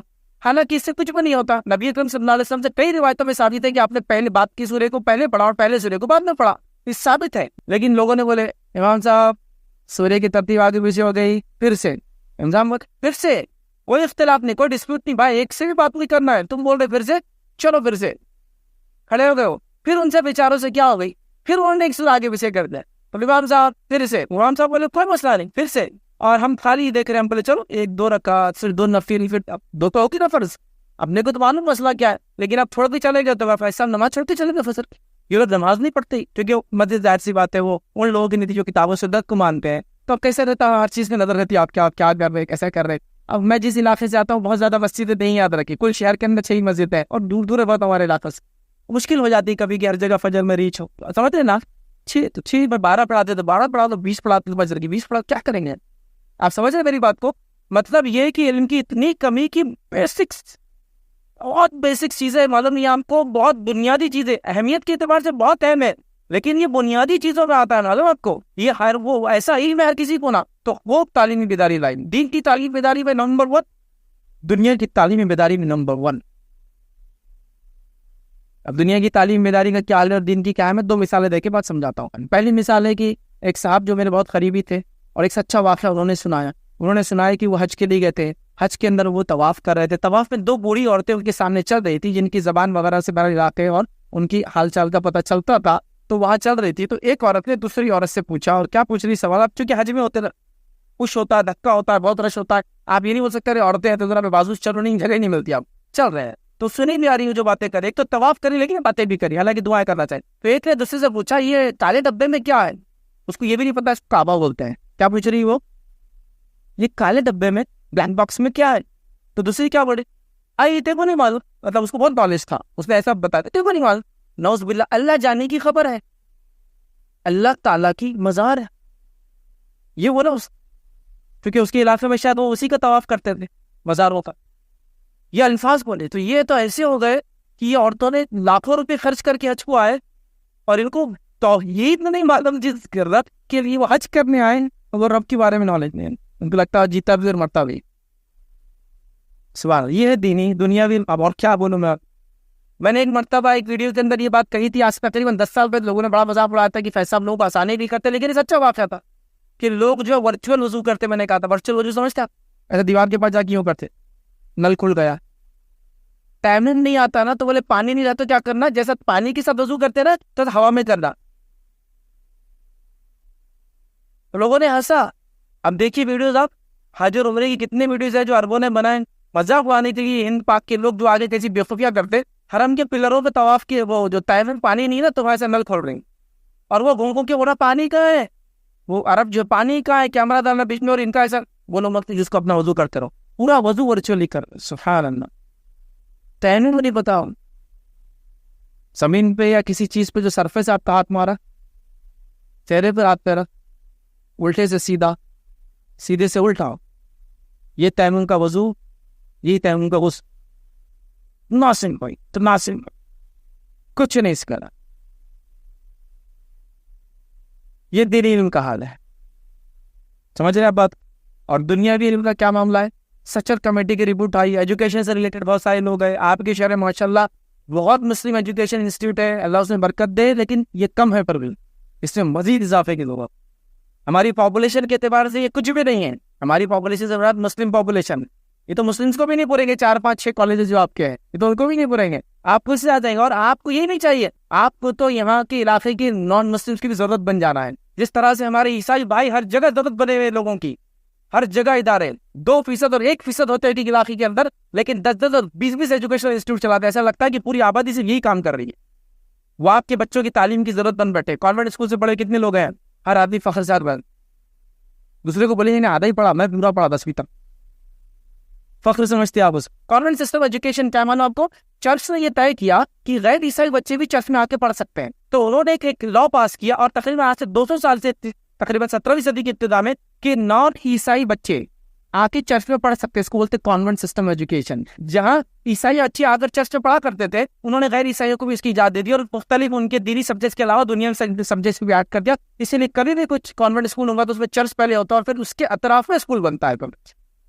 रीजन नहीं कि वो मकसद ही उनका होता है कि चर्च का एजुकेशन को फैलाना, जिसमें गैर ईसाई आके भी चाहे तो पढ़ सकते हो। तो उन्होंने अपने एजुकेशन को इतना सोफिस्टिकेटेड, इतना अच्छा कर दिया कि उनके मदरसे में गैर ईसाई जाके पढ़ना शुरू करते हैं। हमारे मदरसे से लोग डरते हैं, वो मदरसा है एक्चुअली, और वहां उन्होंने एक लॉ पास कर दिया कि गैर ईसाई भी हमारे मदरसे में पढ़ सकते हैं। आज हमारे मदरसों के पास से लोग जाने तो डरते हैं, नॉन मुस्लिम। जरूरत बन जाए ये फॉर्मों की, बताइए, और वो तालीम ये होती है। और ईद की अहमियत मुसलमानों को नहीं बता सकता। ईद की अहमियत मुसलमानों को बताना ऐसा ही है जैसे मछली के बच्चों को तैरना सिखाना। वो पैदा ही पानी में होते हैं, उनको तैरना सिखाना नहीं पड़ता, उनकी मिजाज और फितरत में होता है। क्योंकि एक इंसान जिसको इल्म नहीं, वो अंधा है, अंधा। क्योंकि इल्म नूर है, और मुसलमान के पास नूर होता है दीन और दुनिया का। फिर क्यों पीछे हम, क्यों आज पीछे? इसलिए कि हमने इसे मेहनत नहीं की। हमको लगा बच्चा पढ़ लिया तो अच्छी बात है, तो गैरेज पे तो 50 रुपये रोज ला ही लेता है, लेकिन 60 साल की जिंदगी क्या गैरेज से कमाएगा? क्यों हम गैरेज ही चलाए? क्यों हम जो है शोरूम से नहीं ला सकते गाड़ियों को, सिर्फ गैरेज ही चलाएंगे? कब तक रहेगा ये मामला? कब तक सिर्फ वर्कर जरिए से काम करेंगे हम लोग? उठिए, आगे बढ़े। ये तालीम ताकत है, नॉलेज इज पावर। अल्लाह के रसूल सल्लल्लाहु अलैहि वसल्लम को अल्लाह रब्बुल इज्जत ने कोई हथियार दिया, ऐसा हथियार जिससे मुशरिकीन में फतेह पाई जा सकती थी? कि भाई ये टेक्नोलॉजी चल रही है, उस जमाने के हथियार ये है। मोहम्मद सल्लल्लाहु अलैहि वसल्लम आप और आपके सहाबा के लिए खास टेक्नोलॉजी जिब्रील सिखाएंगे आपको, हथियार तलवार कैसी धार लगाना, कैसे बताना, ये बताया कभी हुआ है सर? नहीं। आपको क्या दिया गया मालूम? अल्लाह ने किताब इल्म दिया, क्योंकि अल्लाह को पता था नॉलेज ही असल पावर है। क्योंकि अगर आपके पास हथियार भी हो तो उसको चलाने के लिए और बनाने के लिए क्या लगता है? इल्म। भूल गए आप, आपकी विरासत थी। इक़रा बिस्मि रब्बिकल लज़ी खलक़, ये थी पहली आयत। शान से पकड़ से बोलते हैं ना नबी अकरम सल्लल्लाहु अलैहि वसल्लम, पहली 5 आयतें नाज़िल सूरह इख़लाक़, सूरह अलक़ की कौन सी? इक़रा बिस्मि रब्बिकल लज़ी, पढ़ अपने रब के नाम से जिसने तुझे पैदा किया। है नहीं है? क्या पढ़े आपने? न कुरान किताब पढ़े, न दुनिया पढ़े। तो सलफ सालिन की ज़िंदगी देखिए, जब उन्होंने अल्लाह की किताब को थामा तो दीन में तो वो आगे चले गए, दुनिया में पीछे थे। वो थे क्या? वो नहीं थे। अगर किसी को जानना है मुसलमान दुनिया में कितने आगे थे तो मैं खाली एक मिसाल देता हूँ समझने के लिए। किताब है बड़ी मशहूर, T.S. अल-हस्सानी, उसके ऑथर उन्होंने किताब लिखी 1001 इन्वेंशंस मुस्लिम हेरिटेज इन अवर वर्ल्ड। उसमें 6 बाब बांधे उन्होंने कि मुसलमान इन 6 फील्ड्स में क्या क्या काम किया। तो स्कूलिंग का एक पूरा बाब है उनके, एक सब्जेक्ट बांधा कि 1000 इन्वेंशन मुस्लिम ने 6 कैटेगरीज बांध के उसमें क्या क्या किया, साइंस, टेक्नोलॉजी, स्कूलिंग, मैनेजमेंट, और ऐसे उन्होंने पूरे बांधे। पढ़िए उस ये स्कूलिंग सिस्टम दुनिया में आज चलता है ना, ये मुसलमानों की देन है। आप उसकी तारीख में जाके देखिए कि निज़ामिया तुम्हारे पास बोलते हैं। एक सल्जूक हुकूमत का एक वजीर हुआ करता, इसका नाम था अबुल हसन निज़ामुल मुल्क अत्तूसी, बहुत मशहूर शख्सियत। उसने एक सिस्टम बनाया था सल्जूक हुकूमत में, खासतौर से अल-परसलान, मोहम्मद अल-परसलान। ये सल्जूक बादशाह गुजरे, पहले तारीख बताना मकसद नहीं है। उसके बाद मलिक शाह, उसके बाद अहमद संजार, ये बहुत मशहूर बादशाह है दुनिया के अंदर। टॉप मोस्ट रैंकिंग के किंग्स अगर आते हैं उनमें सल्जूक हुकूमत है, जो तकरीबन अफगानिस्तान से लेकर तो यूरोप तक जाती थी। याद रखिए, पहला एम्पायर सल्जूकों का है। उसके अंदर इन्होंने एक सिस्टम चालू किया था एजुकेशन का कि वो मदारिस बनाते थे। और चूंकि इसका नाम निज़ामुल मुल्क टाइटल था इस आदमी का, तो जो इदारे उसने बनाया उसको निज़ामियात बोला था। आज भी बोलते हैं ना निज़ामिया से पढ़ा भाई, जामिया निज़ामिया के नाम से कितने से, वो सिर्फ उसके नाम की वजह से उसके टाइटल था निज़ामुल मुल्क होते थे, टाइटल देते थे।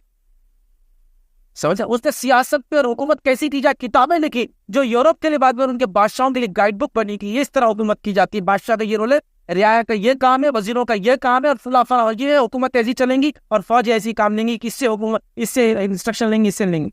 क्या कुछ नहीं है आपके आप औजदाद का।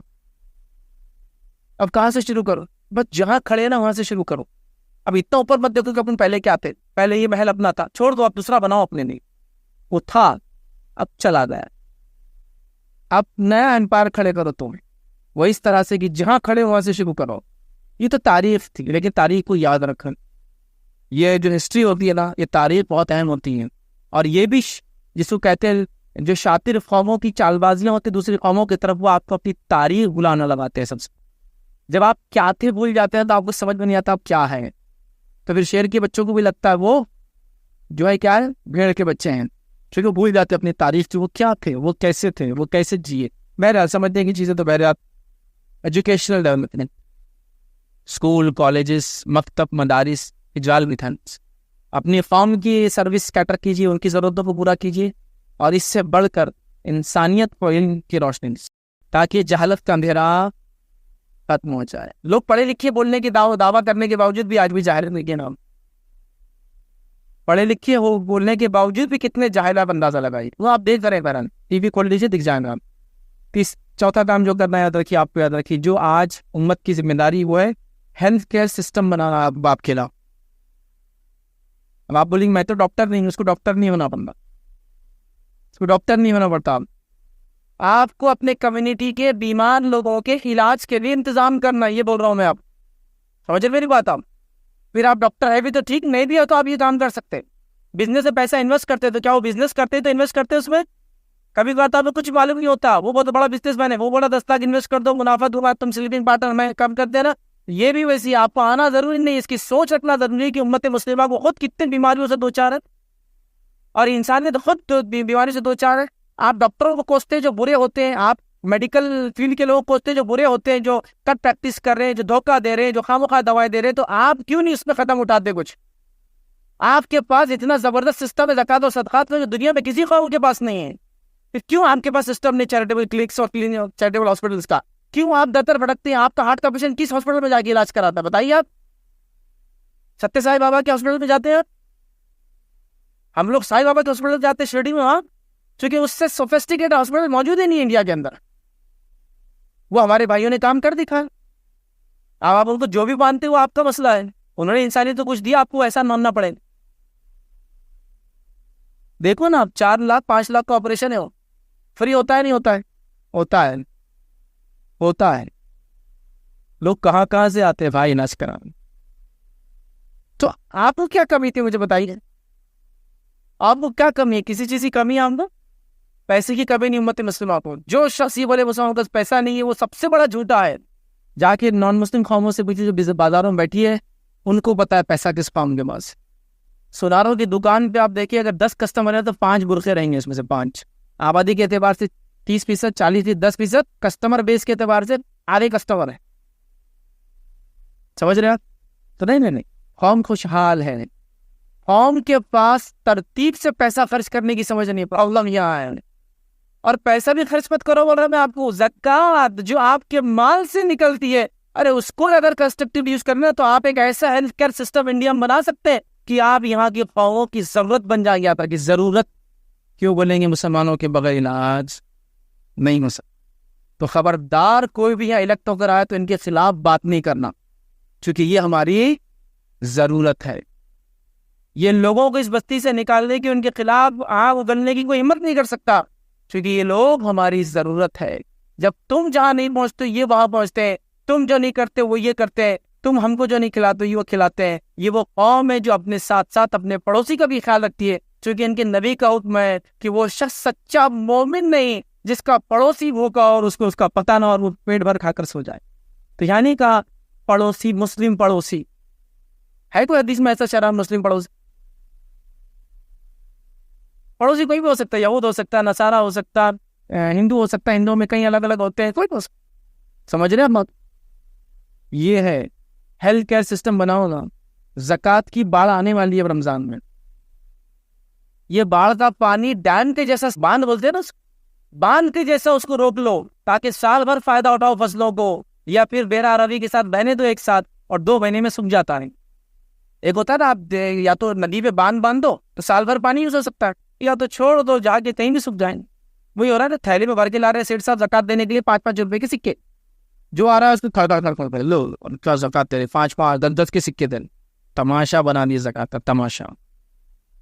इसको जमा करो, इसकी ताकत को पहचानो मुसलमान। मैं आपको कह रहा हूँ ना, अगर आपने ज़कात का इसे इस्तेमाल किया ना, मैं जितने काम बोल रहा हूँ ये उसी में हो जाते 2.5% में। इसके ऊपर जाने की उम्मत को जरूरत भी नहीं, इतना पैसा है। बहरहाल क्या करना है, हेल्थ केयर सिस्टम। अब कहाँ से शुरू करूँ मैं फैज भाई? बस जहाँ खड़े वैसे शुरू हो। तो एक छोटा क्लिनिक डालने का प्लान करते हैं हम लोग मोहल्ले में मिलकर। चलो, मोहल्ले वाली क्लिनिक हमारा, जमात के नाम पे डालना, जमात के नाम पे डालनी, तंजीम के नाम पे डालना, तंजीम के नाम पे डालनी। किसी कास्ट कम्युनिटी को बिलोंग करते हैं ना, उसके नाम से डाल लीजिए। शुरू तो कीजिए कास्ट, चलो दफ्तर लगाओ, चलो आगे बढ़ो। 1 क्लिनिक, 2 क्लिनिक, 3 क्लिनिक, तजुर्बे आएंगे 5-10 साल में, एक्सपीरियंस होगा। क्लिनिक से पॉलीक्लिनिक, पॉलीक्लिनिक से हॉस्पिटल, हॉस्पिटल से multi speciality hospital, super special. नहीं ऐसी होती कोई भी चीज, ऐसा हवा से उतर के थोड़ी बनता है। एम्पायर जैसी थोड़ी खड़े होते हैं। शुरुआत छोटे से हो, बस शुरू कर दी। चलाना है, कैसे चलाना है, क्या है। कई लोग बैठे फील्ड में, उनका तजुर्बा इस्तेमाल कीजिए, काम में आगे बढ़ी। 5वां काम जो करना है याद रखिए, जो है इकोनॉमिकल डेवलपमेंट करना है कौम का। इकोनॉमी समझते हैं आप? माल दौलत। सूद हराम है या हलाल है? हम नहीं यार, बचकाना सवाल। अब फिर से पूछ रहा हूँ, फिर गौर करके बोल रहा, सूद हलाल है हराम है? हराम है। अब कुछ लोग सोच रहे हैं काश फैसले ने बोलते ना कुछ तो भी हलाल है तो मैं गाड़ी तो भी नहीं लेता, बिजनेस में कर लेता, घर बना लेता। नहीं, कोई ऑप्शन नहीं। ये लोग बोल रहे हैं, सही बोल रहे, हराम। अब मेरा सवाल, हलाल क्या है फिर? मैं बीमार हूँ, मेरी बीवी बीमार है, या मेरी माँ बीमार है, इलाज के लिए 2 लाख रुपए चाहिए, कहाँ से लाऊंगा ये पैसा? बोलो। सूद हराम है, बिल्कुल मानता हूँ मैं, 2 राय नहीं इसमें। सवाल भी कर रहा हूँ मैं आपसे, इनके इलाज के लिए मैं क्या करूँ? बेबी हामिला है, कॉम्प्लिकेशन डेवलप हो गया, 20-25 हज़ार की जरूरत है, कहाँ से लाऊं? बोलो कहाँ से लाऊं? मैं भीख भी मांगूंगा तो मुझे एक दिन में नहीं मिलने वाली भीख, क्योंकि भीख मांगने की फील्ड में भी इतना कंपटीशन आ गया, इसी को इम्तिहान। हर आदमी भिखारी बना हुआ है। आप मुझे बोलो तो मैं भी उतार के बेचता रख देता, बोलता इसमें जमा कर दो पैसे, आप मैं ही बन जाता भिखारी। हर आदमी मांगने के पीछे पड़ा है, तो वहां भी कॉम्पिटिशन। कैसे होगा ये मसले का हल? जो कौम ये मानती है, और दुनिया की वाहिद कौम मुसलमान है जो सूद को हराम मानती है, बात याद रखिए। ईसाइयों के अंदर क्लियर कॉन्टेक्स्ट नहीं, मतलब उनके पास वजाहत नहीं क्या है। चर्च ने 17वीं सदी में कहा कि 2% हलाल है, फिर कहा 4% हलाल है, आप तो अनलिमिटेड हलाल कर दिया हुआ है। चर्च मतलब ईसाइयों ने। यहूदियों के पास उनकी किताब में हराम है, लेकिन सबसे बड़ी सूदखोर कौम वही है दुनिया के अंदर। तो ये बात भी हो गई, उनके अमल से तो पूरे झूठे साबित हुए। ठीक है, उनकी किताब में हराम है, लेकिन सबसे बड़ी सूदखोर है। तो सिर्फ मुसलमान ही एक ऐसी कौम है जो बोलती भी हराम है और मानती भी हराम है। लेकिन मेरा सवाल है, इस हराम सिस्टम के खिलाफ आपने हलाल सिस्टम क्या बनाया, मुझे बताइए। कौन सी हुकूमत ने आपको रोका कि नहीं आप जो है बिला सूदी सिस्टम बना नहीं सकते, नहीं तो हम आप ये कर देंगे? बताओ मुझे आपको। ये हमारी सुस्ती और कहावी थी कि अल्लाह के हुक्म को तो माना कि सूद हराम है, लेकिन हमने उस हुक्म पे अमल नहीं किया कि जो तिजारत को अल्लाह ने हलाल करार दिया है और सूद को हराम करार दिया। तिजारत के जरिए कमा हुआ हलाल है, सूद के जरिए हराम है, तो हमने वो छोड़ दिया। उस पर क्या डेवलपमेंट किया बताओ मैं आप? कौन सा ऐसा सिस्टम आपने बनाया जिसके जरिए आप लोगों की मदद कर सकते हैं? मैंने तो 1,00,000-2,00,000 की बहुत बड़ी मिसाल दे दी थी। मैं 5,000 का सवाल करता हूँ आपसे, ऐसा कोई इदारा जो 5,000 रुपये मुझे दे दे मेरे मजबूरी के अंदर?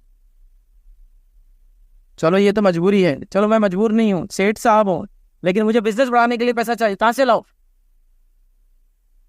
मुझे तिजारत को एक्सपांड करना है, कहाँ से लाओ? मुझे अच्छे अच्छे प्लान्स डालना है, पैसा कहाँ से लाओ? कौम को आगे ले जाना, मुझे कहाँ से लाओ? कौम का फ्यूचर इस पर डिपेंड है। हमको इकोनॉमिकली गाइड करने वाला कौन मौजूद है बताइए? हमारे पास तो अभी इसमें पड़े हुए कि कॉमर्स सीखना हलाल है, हराम है, सीए बनना ही हराम है, लोग समझ रहे हैं।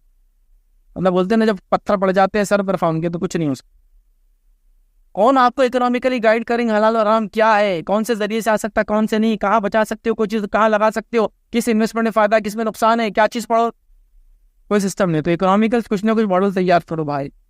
लोगों को सूद से बचाने के लिए करो कुछ, क्या कर सकते हो?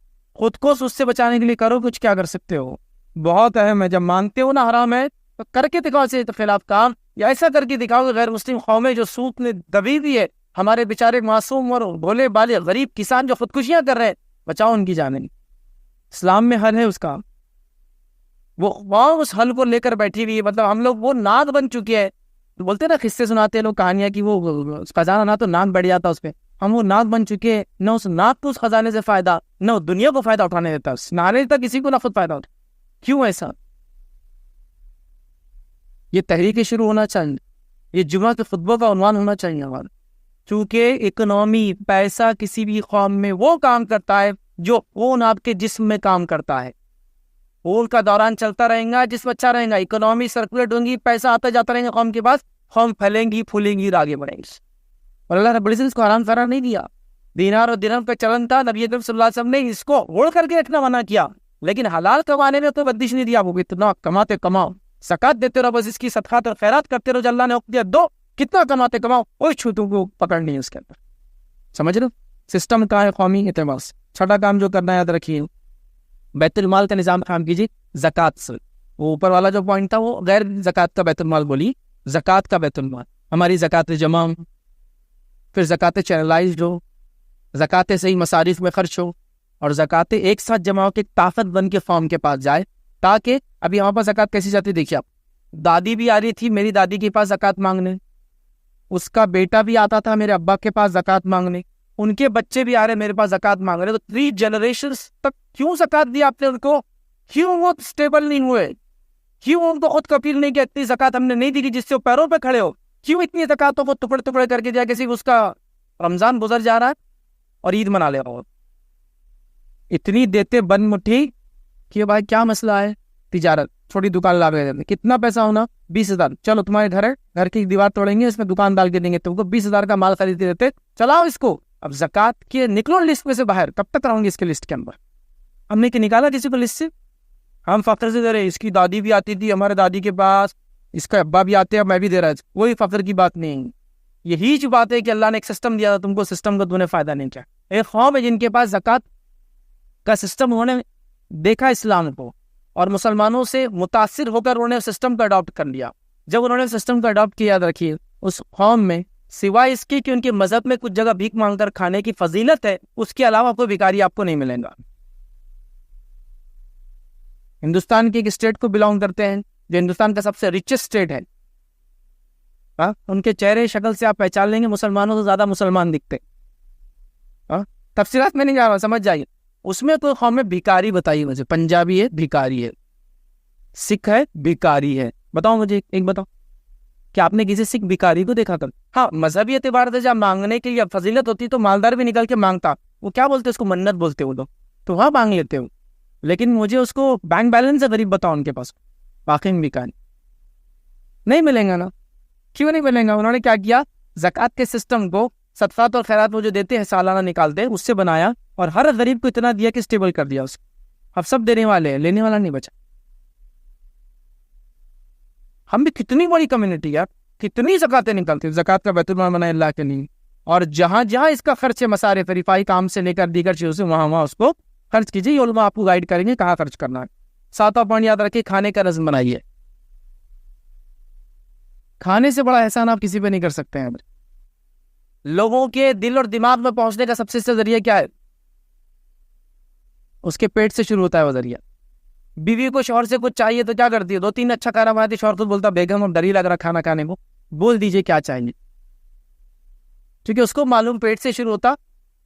जी, बात बनाना दिल तक पहुंचने का जरिया ये। फिर बोलती देखो जरा नया फैशन आ गया, नए कपड़े आ गए, ईद भी आ रही, तो थोड़ा ज्यादा कोशिश करो कि मैंने वो ले लेना। शौहर बोलता ठीक। कुरान ने कितने जगह हुक्म दिया खाना खिलाने का, बोगों को खाना खिलाओ। नबी अकरम सल्लल्लाहु अलैहि वसल्लम ने हुक्म दिया रंगों कपड़ा पहनाओ, कितने जगह लातादाद है। खाने को हुक्म दिया नहीं दिया? मुझे एक बताइए, ये तो आपका शहर है, मैं जानता नहीं हूँ लेकिन एक आम बात कर रहा हूँ तो आप बुरा मत लीजिए। ये शहर है और इस शहर के अंदर आप मुझे बताइए कि कोई आपके पास ऐसा नज़्म है जहाँ मुस्लिम और नॉन मुस्लिम को पता है कि यहाँ खाना मिलता हो, अगर मुझे फ्री खाना मिल जाएगा। मैं कह रहा हूँ ये मुसलमानों का एक बड़ा इलाका है, एक बड़ी अक्सरियत रहती है यहाँ। एक ऐसा नज़्म बताइए जहाँ किसी मुस्लिम और नॉन मुस्लिम को ये पता हो कि मैं यहाँ चल जाऊँगा तो मुझे फ्री खाना मिल जाएगा आज। बताओ ना, ऐसा कोई है क्या? बताओ कोई नज़्म है? क्यों नहीं डाला आपने? भूखे को खाना खिलाने की फजीलत क्या कुरान की आखिरी सूरत मक्की जो सूरत 30 पारे की नहीं पढ़ी आपने? कितनी आयतें हैं, मैं कितनी बताऊँ आप? क्यों नहीं आपने नज़्म किया? अरे नहीं, वो तो मुशरिकीन के लिए आई थी जब शुरू शुरू में, सहाबा के लिए इब्तिदा में थी, मनसूख हो गई हो। ऐसा है? ऐसा है? नहीं, ऐसा क्यों नहीं खाने का नज़्म किया? क्यों नहीं ख्वाबों पे एहसान किया? क्यों नहीं अल्लाह का हुक्म आपने जो आप इस पे अमल किया ताकि हम अल्लाह के पास इसका अजर पा? पहली चीज तो अजर है, बाकी फायदे छोड़ दीजिए। उसे क्या अल्लाह ने हुक्म दिया, हमने काम किया, अजर मिल गया, बाकी क्या फायदे जान। लेकिन अल्लाह की हिकमतें होती जब वो किसी चीज का हुक्म देता है, ये बात याद रखो। कोई अल्लाह का हुक्म हिकमत से खाली नहीं है, चाहे वो किसी हलाल चीज को करने का हुक्म देता या किसी हराम चीज से बचने का हुक्म देता, बगैर हिकमत से ही खाली नहीं हो। बनाओ सिस्टम।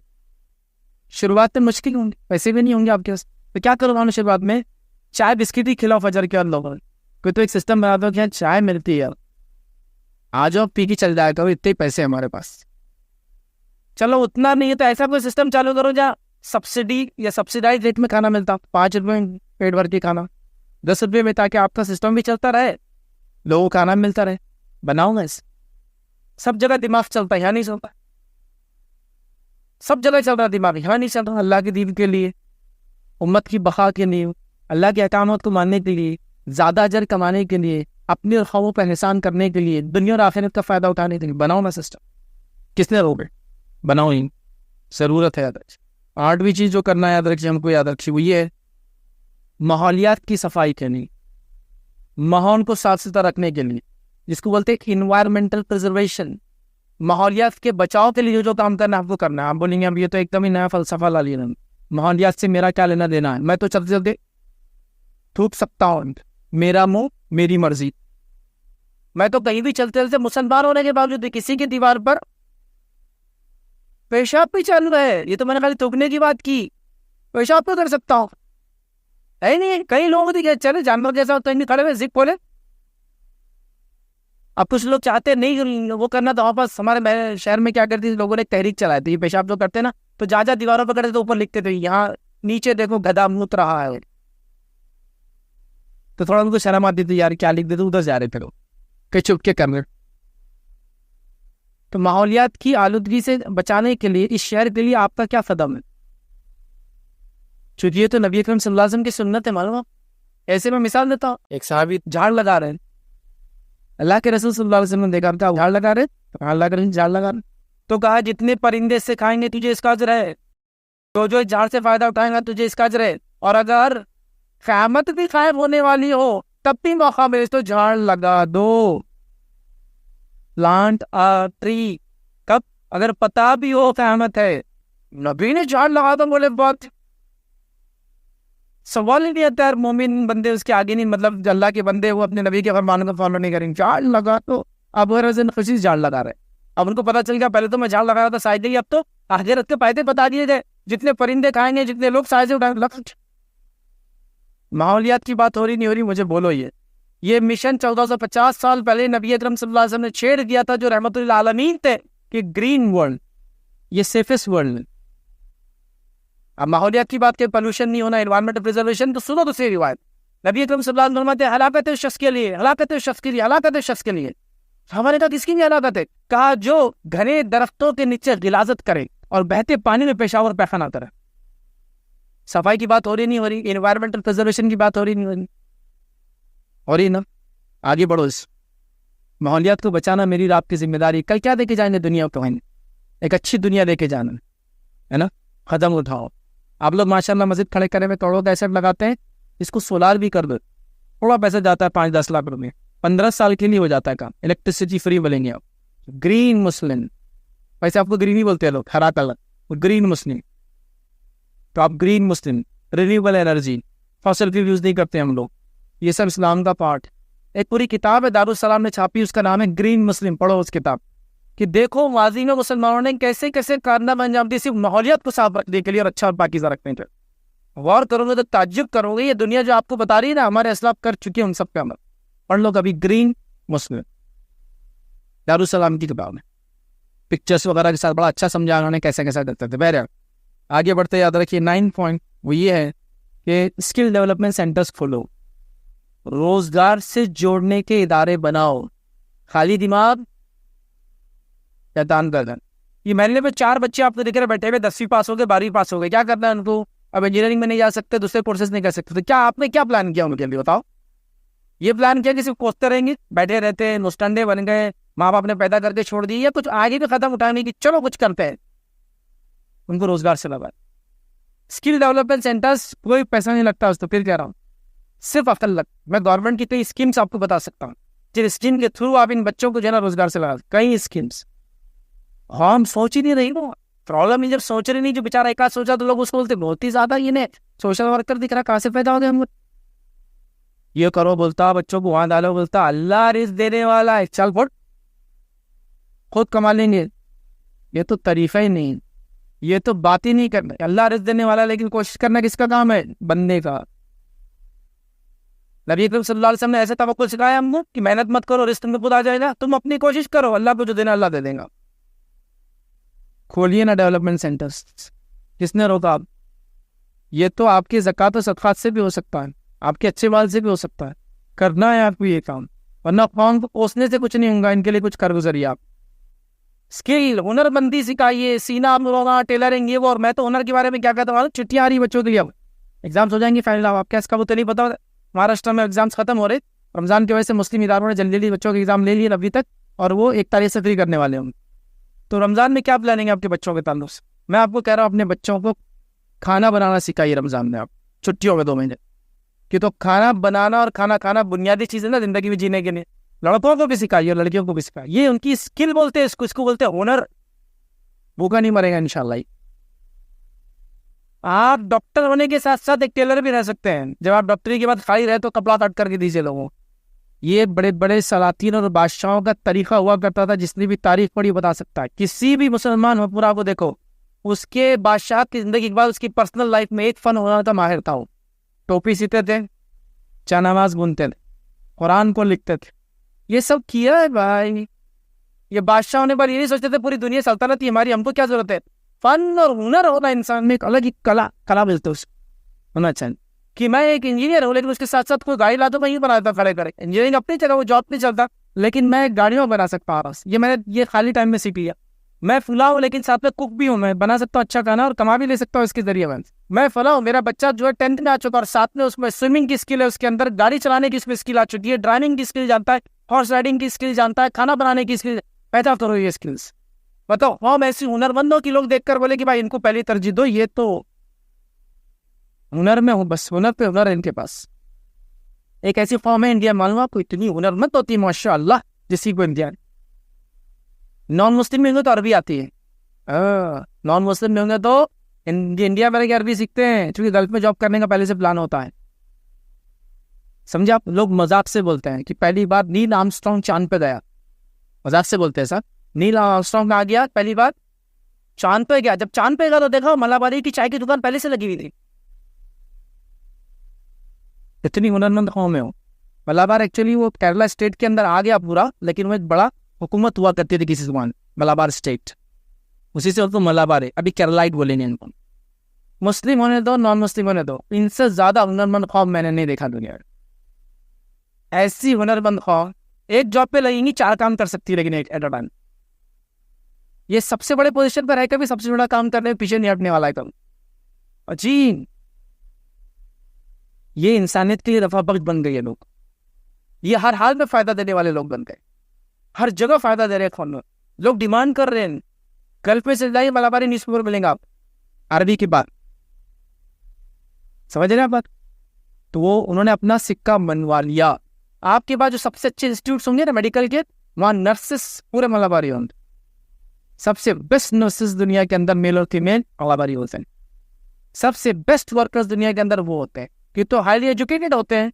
96% लोग एजुकेटेड होते, मानते हो आपको स्टेट के अंदर।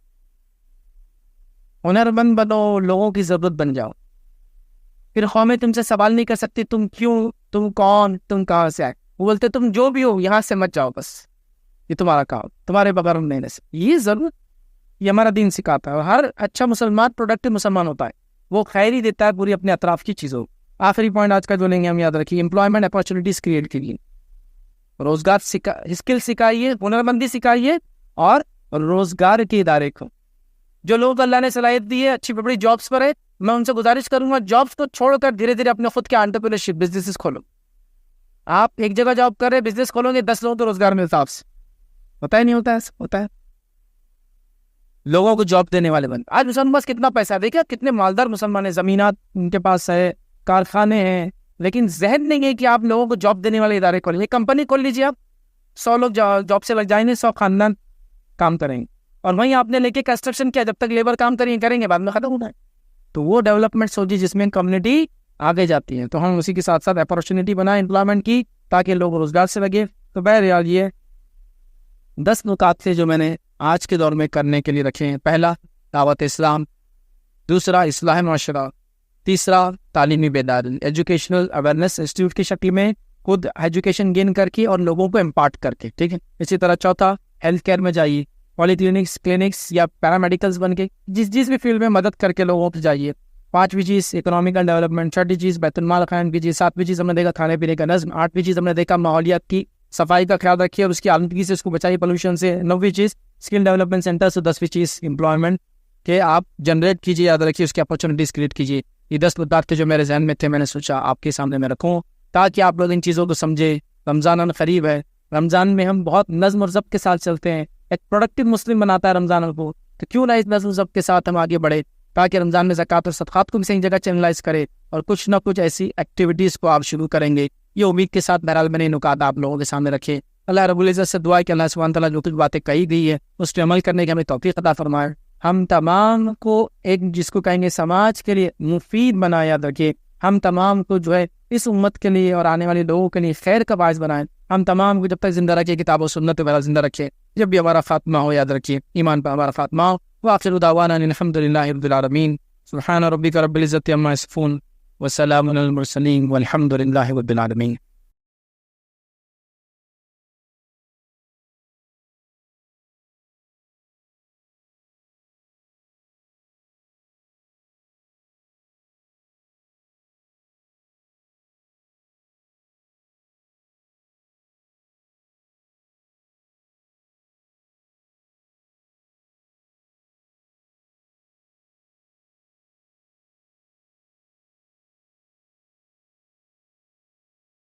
शुक्रान, जज़ाकल्लाहु खैर।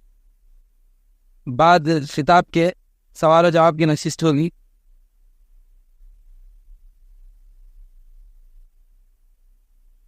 अगर खवातीन में से किसी का सवाल है तो वो पर्चे पर लिखकर भेज सकते हैं, और मर्द हजरात का अगर सवाल है तो वो माइक है मौजूद। अस्सलाम वालेकुम वरहमतुल्लाहि वबरकातुहू। मेरा सवाल यह है, अगर किसी शख्स के पास ये इल्म हो जाए, अगर एक शख्स पहले कोई इल्म नहीं जानता, लेकिन उसको किस चीज़ में आगे बढ़कर कुछ मेहनत करके दिखाना है, लेकिन वो उस चीज़ की इब्तदा नहीं जानता, तो उससे उसकी इब्तदा कैसे करें? आप इसकी रहनुमाई फरमा दीजिए। और मेरा दूसरा सवाल यह है कि उसको इस बात का इल्म है कि उस चीज़ की शुरुआत कैसे करे, लेकिन उस शुरुआत करने के बाद उसको किस किस मुसीबतों से उसका सामना करना पड़ता है, उसका कैसा उसको टैकल करें, इसकी रहनुमा फरमा दीजिए। मेरा यही सवाल है। अस्सलाम वालेकुम वरहमतुल्लाह। रिलेवेंट सवाल क्या उन्वान से बिल्कुल मुताल्लिक था। पहला, किसी इंसान को उसमें टैलेंट है, सब कुछ उसको पता है, लेकिन स्टार्ट कहाँ से लेना है। और सेकंड, वो इंसान है जिसने स्टार्ट ले लिया, लेकिन जो ट्रबल्स है, मुश्किलात है, जो चीज़ें करने में आती है, उसके बारे में क्या करें। देखिए, मैं आपको बताता हूँ, जो 10 नुकात मैंने आपके सामने आज रखे हैं, इन 10 नुकात में से अल्हम्दुलिल्लाह मैं हर नुक्ते पे आपको, मतलब अलिफ से लेकर, या तो नहीं कहेंगे, लेकिन अलिफ से लेकर काफ़ी दूर तक रहनुमाई कर सकता हूँ। मेरे एक अहम शौक, जो मेरे ज़िंदगी का ये अहम मकसद जो रहा, याद रखिए, अगर तो मुझे ये कहे कि एक जगह इज्तिमा में प्रोग्राम है, वहाँ 10,000 लोग आने वाले, और ऐसे इज्तिमा होते, याद रखिए, साउथ मतलब ईस्ट इंडिया में जो है 10,000 से 25,000 की तादाद पब्लिक जवानों को बड़ी बात भी होती है इज्तिमा के लिए। ऐसे मैंने प्रोग्राम से लिया हूँ कहीं नहीं, तो मुझे 10,000 लोग सुनने आने वाले वहाँ, या फिर 10 लोग आपसे ट्रेनिंग हासिल करने आने वाले हैं, तो आप ट्रेनिंग देंगे, तो मैं बोलूँगा आप ट्रेनिंग का प्रोग्राम रख लेंगे। वो स्पीच के लिए तो माशाल्लाह बहुत लोग वो दे सकते हैं, समझ रहे आप, वही मेरा शौक है। लेकिन जाहिर सी बात है, मैं इस छोटे से एक लेक्चर के बाद उसमें आपको जॉब नहीं दे सकता हूँ, लेकिन आप जो भी मैंने पॉइंट्स बोला आपको, चाहे वो एजुकेशनल डेवलपमेंट ने बोला, उस फील्ड में हम लोग क्या काम करते हैं, हमारा इदारा क्या काम करता है, हम लोग कैसे एक्टिव है उसके अंदर, हमारी वेबसाइट पे जाइए, पूरे इदारों की आपको लिस्ट मिलेंगे। अल्हम्दुलिल्लाह हम 3 टेक्निकल इंस्टीट्यूट चलाते हैं जो कम्प्लीटली फ्री, हर चीज़ फ्री, याद रखें। इसमें स्किल डेवलपमेंट कराते हैं ताकि लोग रोजगार से जल्द से जल्द लग जाए। सीना, पुरोना, fashion designing, electrical, motorcycle maintenance, ये वो, उसके अंदर स्कूटर, मोटरसाइकिल मेंटेनेंस, छोटे हर कोर्स कराते हैं ताकि लोग ITI से सर्टिफाइड हो जाए। हम लोगों का इदारा ITI से एफिलिएटेड है, हमारे पास से पढ़ता है, एग्जाम देता है, ITI सर्टिफिकेट मिलता है। देखिए, एक लेबर जो ऐसे ही काम करता है और एक लेबर वो जिसका सर्टिफिकेशन हो, उसकी सैलरी में फ़र्क होता है, याद रखिए, उसकी जॉब में फ़र्क होता है, उसकी प्रोफाइल में फ़र्क होता है, तो हम वो कर सकते हैं। अगर आपको क्लिनिक्स का सिस्टम देखना है, कैसे इब्तिदा करें, तो IRC खुद, हम लोग जो है 2 हॉस्पिटल और 3 चैरिटेबल क्लिनिक चलाते हैं, याद रखिए, और 3 का अल्हम्दुलिल्लाह काम चालू है, जल्द इनॉग्रेट होंगे। तो हम खुद वो सिस्टम में है, हम लोग देखते हैं वो सिस्टम कैसे चलता है, उस पर हम लोग वर्कआउट करें। तो बहरहाल आप कभी क्या करें, जो ऐसे लोग हैं जो इस फील्ड में कुछ काम करना चाहते हैं, वो पर्सनली कॉन्टैक्ट करें मेरे इदारे पर। मैं मोबाइल नंबर आपको देता हूँ इदारे का, वहाँ पूरा एक सिस्टम है, उस सिस्टम के थ्रू आप आएंगे तो मुझ तक बात भी होंगी, और इंशाअल्लाह हम लोग डिस्कस कर सकते हैं आप क्या चलाना चाह रहे हैं और उसको कैसे चलाया जाए। आप नंबर अगर चाहे तो ले लें, मैं आपको बोलता हूँ 80, कोई भी ले ले, आप कर सकते कॉल, और उस पर इंशाल्लाह आपको इन्फॉर्मेशन देंगे, मुझसे भी बात होंगी इंशाल्लाह, कभी मैं अवेलेबल रहा और आपका मसला ऐसा रहा कि वो मुझ तक आना ज़रूरी है, कैसे चलाना क्या, वरना हर कोई ये काम करता है, इदारे में सब जानता है क्या कर। 8055455545 एक ही नंबर है। मसाइल दीनी जानना है हमको, इस सिस्टम के बारे में बात करना है, बैतुल माल चलाना है, Islamic bank, interest free banking करना है, स्कूल कैसे चलाना है, क्लिनिक कैसे, सब गाइड करेंगे हम। एक ही नंबर है 80554555। ये कॉल सेंटर जैसा नंबर है, आप कॉल करेंगे, आवाज़ आएंगी, फिर आपको 1 2 3 4 अलग अलग मसलों के लिए दबाना है, आप तक वहाँ इंशाल्लाह से रसाई हो जाएंगे। तो आप वो करें, मैं समझता हूँ उसमें हम तफसीलन वहाँ देख सकते हैं, या फिर कोई खास कोई मसला हो तो पूछे, तो मैं इंशाल्लाह से जवाब देने की कोशिश करूँगा। किसी ने एक सवाल किया, कॉलेज और हाई स्कूल जाने वाली बच्चियाँ अपने वालिदैन की नाफरमानी कर रही हैं और अपने वालिदैन की इज्जत नहीं करती और माँ बाप को मतलब झड़कती है, और बहरहाल वो इस तरह से, और बच्चों को कैसे हम नसीहत करें। तो बहरहाल मतलब बच्चियों के बारे में सवाल किया है कि नाफरमान हो जा रहे हैं, माँ बाप को झड़क रहे हैं वगैरह वगैरह, इनको कैसा करें।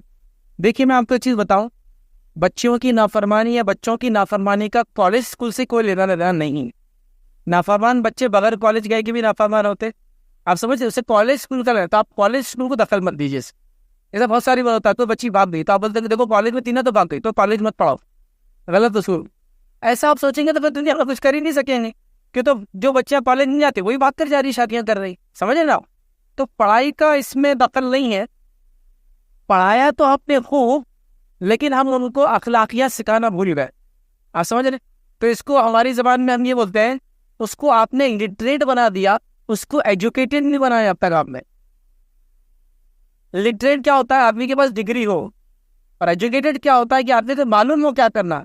जिसकी मिसाल मैं देता हूँ, एक आदमी अगर एजुकेटेड होगा और सिग्नल पे लाल बत्ती होगा तो कभी आगे नहीं जाएगा, वो बोलेगा नहीं ये सिग्नल लाल का मैंने रुकना है।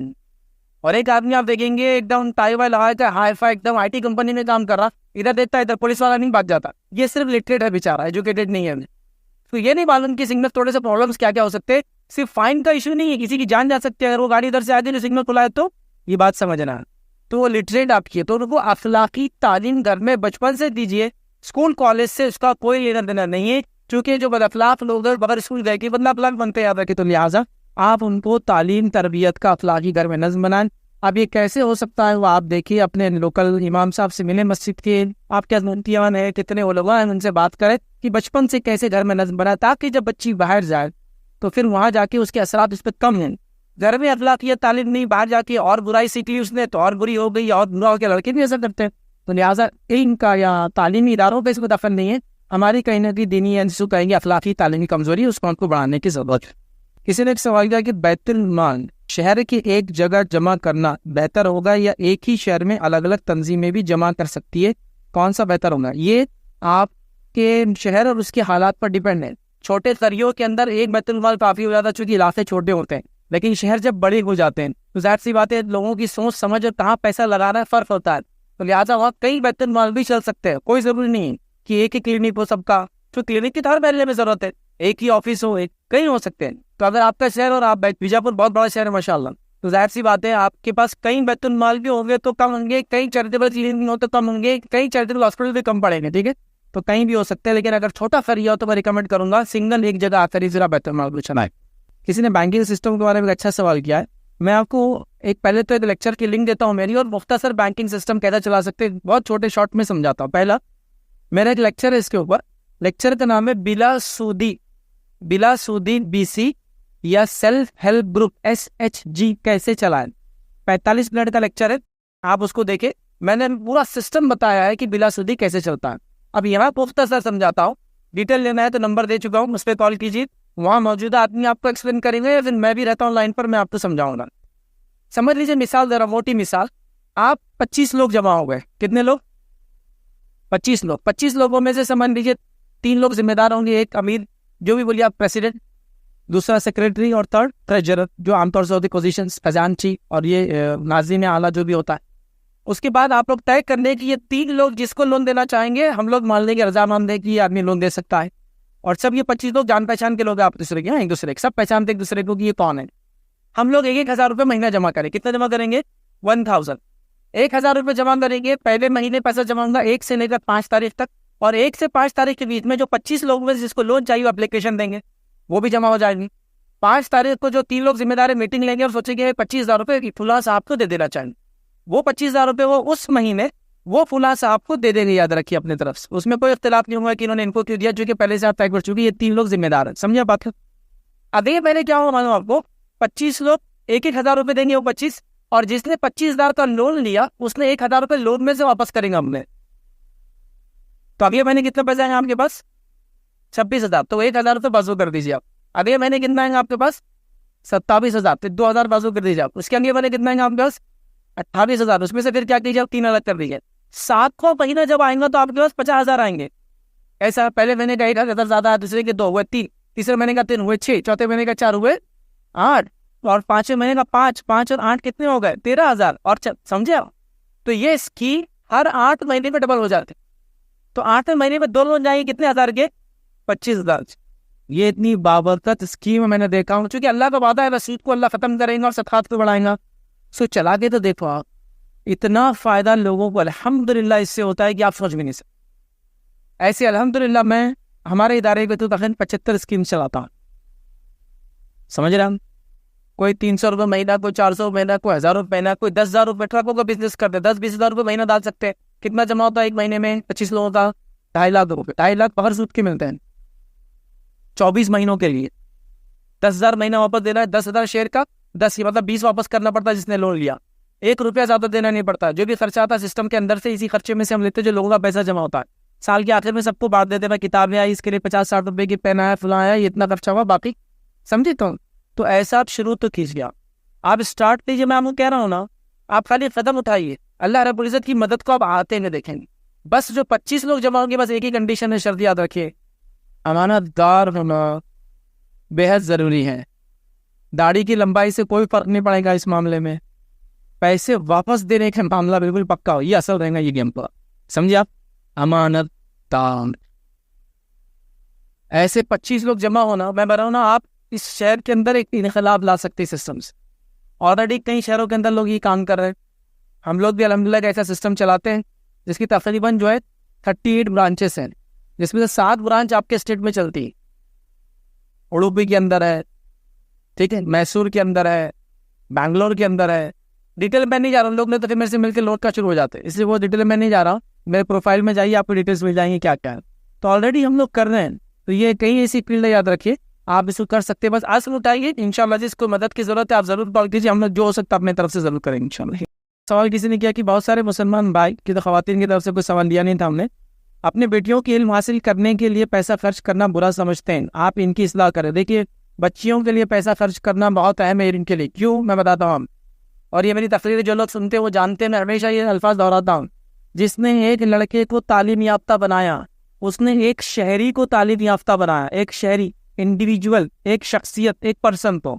और जिसने एक लड़की को तालीम याफ्ता बनाया, उसने एक नस्ल को तालीम याफ्ता बनाया, एक जनरेशन को एजुकेट किया। आप समझिए बर्फ। तो लड़की के तालीम पे खर्च ना करना और उसको हकीर और ये समझना बिल्कुल गलत।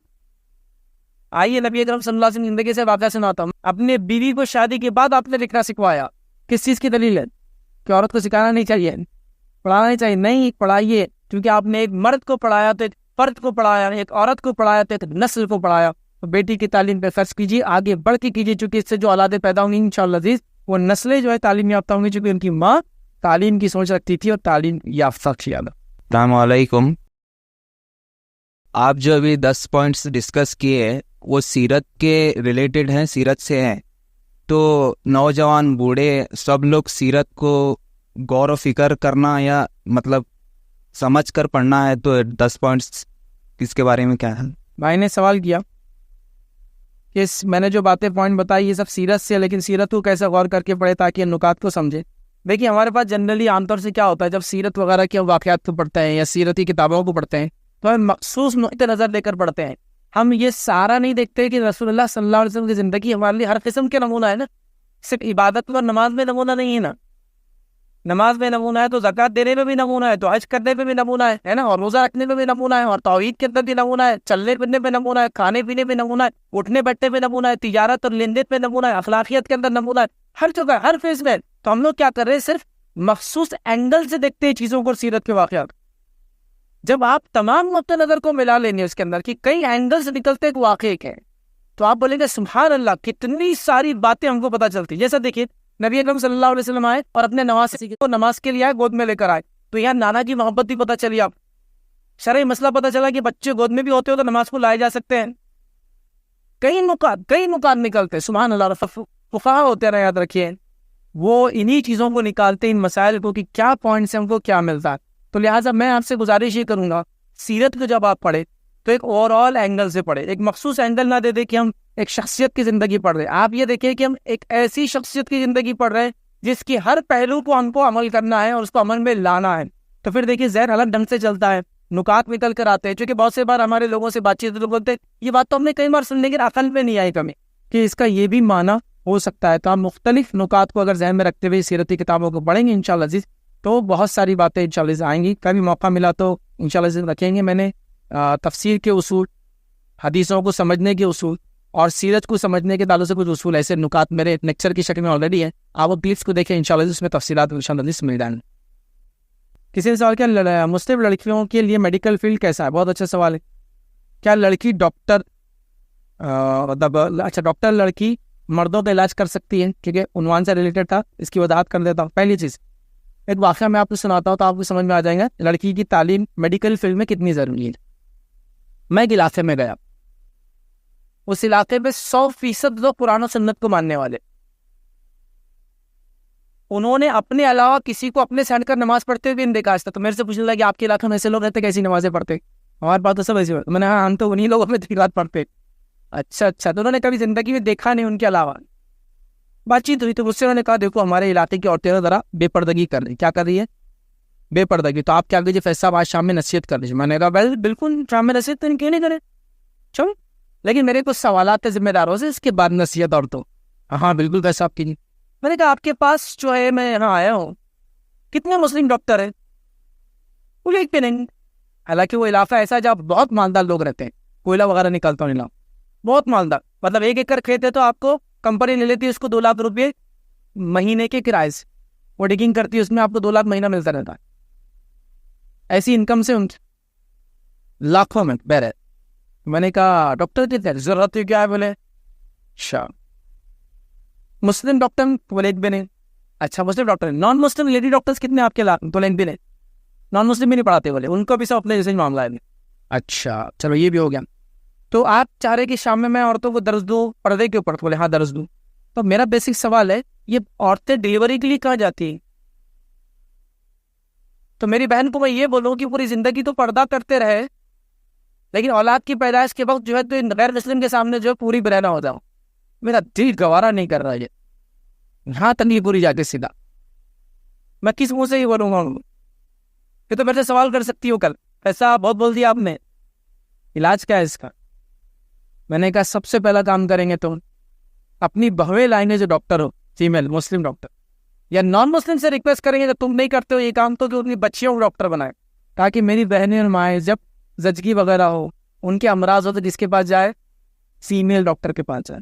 मैं समझता हूँ ये वाकई में खुद इबरत है आपके लिए, फीमेल मुस्लिम डॉक्टर की कितनी, वो उर्दू में एक होता है, एक तो सख्त बोलते हैं लेकिन बहुत ज़्यादा साकत बोलते हैं, तब साकत ज़रूरत है, अंदर बहुत कम्युनिटी को ज़रूरत है ऐसे लोगों की, मेडिकोज बोलते हैं होना। अब दूसरा सवाल था कि क्या लड़की जो डॉक्टर है वो मर्दों का इलाज कर सकती है? ये भी सीरत से हम देखते वाक़।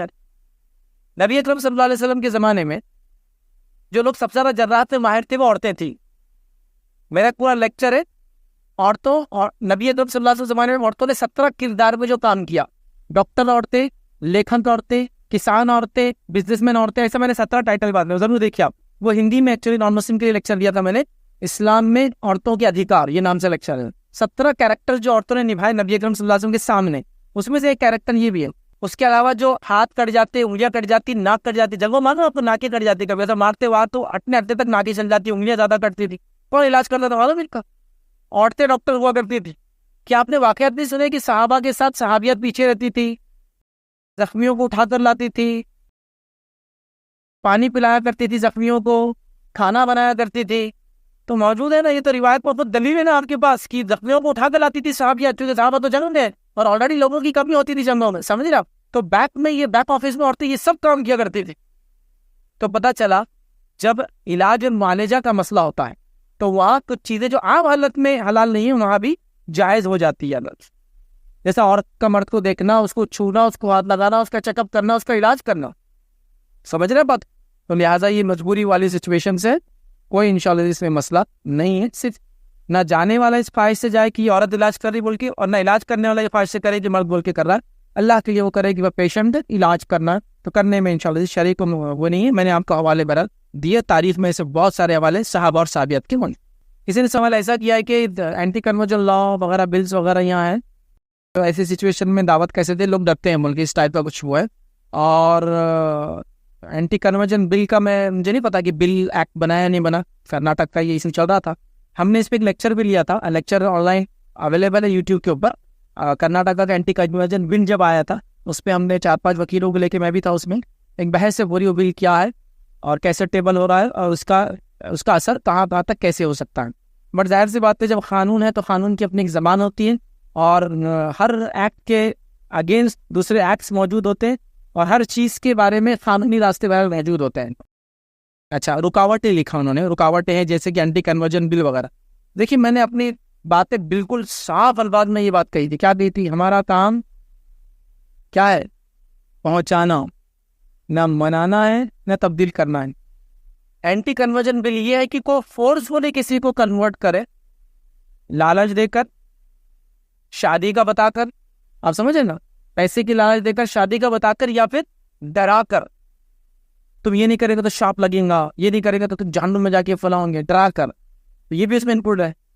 तो मैंने आप क्लियर कहा, उनको दावत देने मतलब लोगों तक इस्लाम पहुंचाना है। मानना नहीं मानना, मनाना हमारा काम नहीं है, वो उसका पार्ट है। और ऐसा कोई भी इंडिया में पास नहीं हो सकता, क्योंकि ये फंडामेंटल लॉ है, याद रखिए इंडिया के अंदर ये कानून है कि किसी मजहब का इंसान किसी मजहब में जा सकता है। ये कानून को नहीं तब्दील किया, तब्दीली ये आई। और एंटी कन्वर्जन बिल ये पहला बिल नहीं, याद रखिए किसी लंबी तारीख, सबसे पहले उड़ीसा में आया था। इंडिया जब आज़ाद हुआ उसके बाद पहला बिल एंटी कन्वर्जन उड़ीसा में पास हुआ था। उड़ीसा के बाद MP में पास हुआ, याद रखिए। उसके बाद बहुत सारे स्टेट, तमिलनाडु में पास हुआ, उसके बाद अब ये आपका कर्नाटक में चल रहा है। तो लिहाजा ऐसा नहीं है। उसका मीनिंग ये है कि आप लालच देकर, डराकर, धमकाकर फोर्सफुली नहीं कर सकते। अब फोर्स बोले तो क्या है, तो कानून में पूरी जबान है उसकी। फोर्स बोले तो ये कि कोई आदमी आपको पकड़ के दो दिन या एक दिन साथ रखिए अपने घर में बंद करके, ये फोर्स है। आप समझ रहे? तो उसकी अपनी इस्तिलाह है। तो आपको क्या करना होगा, ऐसे अगर आपको डर है तो आप वकला की एक जमात के साथ इस पर इंटरेक्शन कीजिए। खासतौर से बेंगलोर में एडवोकेट ताहिर वगैरह और काफ़ी अच्छे लॉयर्स हैं, उनको आप बुलाइए, उनका एक यहाँ प्रोग्राम रखिए कि ये बिल क्या है और इसके अंदर क्या बोल से और सही बात क्या है। तो आपको और मुझे इस्लाम बताना है, हमको किसी को मजहब तब्दील नहीं कराना है, किसी को ज़बरदस्ती नहीं करना, इस्लाम में जायज़ ही नहीं है। तो एंटी कन्वर्जन बिल से हमारा बोले नहीं, वो जो ज़बरदस्ती करते हैं उनके लिए याद रखें। समझ रहे बात को? तो लिहाजा डरने की जरूरत नहीं, हिकमत के साथ काम करेंगे, लॉ ऑफ द लैंड को समझते हुए काम करेंगे, कानूनी पेशीदगी को समझते हुए काम करेंगे, मसाइल इंशाअल्लाह नहीं आएंगे। और एक बात ये भी बता दूं कि जमाना तो ऐसे ही रहेगा, हर बार आपको कौन सी जमीन मिलेंगे जो एकदम आपको खुली छूटे और काम करो, कहाँ मिलेगा? नहीं होता है। हालात जैसे भी आएंगे आप अपना काम करते रहे, लेकिन हिकमत के साथ और तकाज़ों को समझते हुए। अस्सलाम वालेकुम रहमतुल्लाहि व बरकातहू। फैज़ भाई, आपको लाइव देख के अल्लाह ताला का बहुत बहुत शुक्रिया। आपको अल्लाह ताला हमारा मौका मिला कि आपको लाइव देखने का, और मैं जिम्मेदारान के भी शुक्रिया अदा करता हूँ। जज़ाकल्लाह खैर, उन्होंने ऐसे बेहतरीन तरीके पे ऑर्गेनाइज़ किया। तो मेरे 3 सवाल आए, मगर एक ही करना चाहता। तो मेरा सवाल ये है फैज़ भाई कि दीन और दुनिया दोनों मतलब करना है, तो बच्चों को बनाना है। तो दीनी तौर पर कुरान हाफिज़ हुआ और आलिम हुआ, वो हुआ, मगर अभी जो आज के मौजूदा दौर में बच्चों को क्या तरबियत देना है जो मतलब जो आज के दौर को फाइट कर सके। तो मेरा ये सवाल है। दूसरा सवाल यह है कि मेरे बिहाफ ऑफ माय फ्रेंड, उन्होंने मेरे को सवाल किया, उसका काफ़ी दिनों से एक रिडियम का शॉप है, तो वो रिडियम का बिजनेस मतलब ये करता है, तो रिडियम कटिंग वो करता है। तो वो उसको ऐसे गैर मुस्लिम भी आते रहते हैं, मतलब उसके गणेश को कट कर दिया, ये कर दो बोल के, उसका थोड़ा उसको भी वजाहत चाहता है। मतलब ये इधर मैं कैमरे पे नहीं आना चाहता हो, तो वाला क्वेश्चन है, इस पर मेरा ऑलरेडी जवाब मौजूद है। वो जो बेल बूटे बनाते हैं, नक्श बनाते हैं, घरों के डिज़ाइन बनाते हैं, क्या वो वैसी चीज़ें जो इबादत जिनकी की जाती है वो बना सकते हैं क्या? मैंने तो बहुत तफसीली जवाब दिया क्या कर सकते और क्या नहीं। एक आम जवाब दी तो वो नहीं करना चाहिए ऐसा जिसमें दूसरों की मजहबी अलामत और शार बनाते हैं, एक आम बात। तफसील में जाना तो उसमें ऑलरेडी रिकॉर्डेड है। भाई का जो सवाल था कि बच्चों की तरबियत में कुरान के हाफिज बना रहे हैं और उनको इल्म दे रहे दीन का, इसके अलावा और क्या करना चाहिए? देखिए, बच्चों की तरबियत एक अलग चीज़ है और बच्चों को स्कूल पढ़ाना, दोनों में बहुत ज़मीन आसमान का फ़र्क है। जैसा हमारे पास बच्चों की तरबियत नहीं होती है, बच्चे पढ़े लिखे होते हैं, लेकिन देखिए दोनों में ज़मीन आसमान का फ़र्क है। एक आदमी हो सकता है दुनिया के एतबार से एक भी डिग्री ना हो, लेकिन वो तरबियत याफ्ता होगा क्योंकि उसके वालिदैन ने उसकी तरबियत पर मेहनत की है। और एक बच्चा हो सकता है जो डिग्रियाँ उसके पास इतनी होगी जिसकी कोई इंतजार डॉक्टरेट, डबल डॉक्टरेट होगा, लेकिन उसको ये तक नहीं पता होगा कि वालिदैन की इज्जत और एहतराम करना चाहिए, तो पता चले तरबियत याफ्ता नहीं। आप समझ रहे बात को? तो तरबियत का मरहला बहुत इंपॉर्टेंट है। अब तरबियत कहाँ होती है? तरबियत होती है, याद रखिए, घर में बच्चा चीज़ों को सबसे पहले तरबियत देख कर पाता है। अच्छा, देख कर पाने से भी एक मरहला पहले जाता हूँ। बच्चा सबसे पहले तरबियत सुनकर पाता है। बोलेंगे सुनकर पाता है, कब सुनता है? बच्चे के ताल्लुक से आपको मालूम होना चाहिए, जब माँ के पेट में 4 महीने का हो जाता है उसको कान आ जाता है, और वहां से पैदा होने तक अप्रोक्सीमेटली 4 मंथ, समझ रहे आप, 4 to 5 मंथ्स वो सब चीजें सुनता है।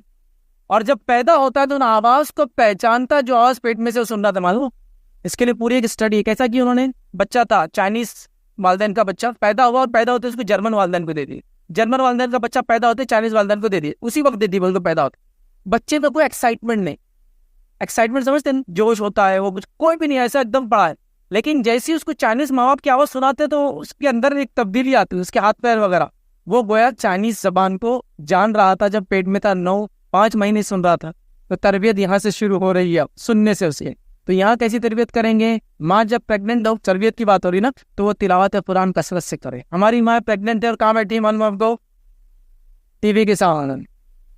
तो वो पैदा होने से पहले उसको मालूम कौन कौन से खान चल रहे मार्केट में, कौन कौन से ऐप चल रहे मार्केट में, क्या देखना है, उसको संभालो। इसको तिलावत भी मान, तिलावत कुरान।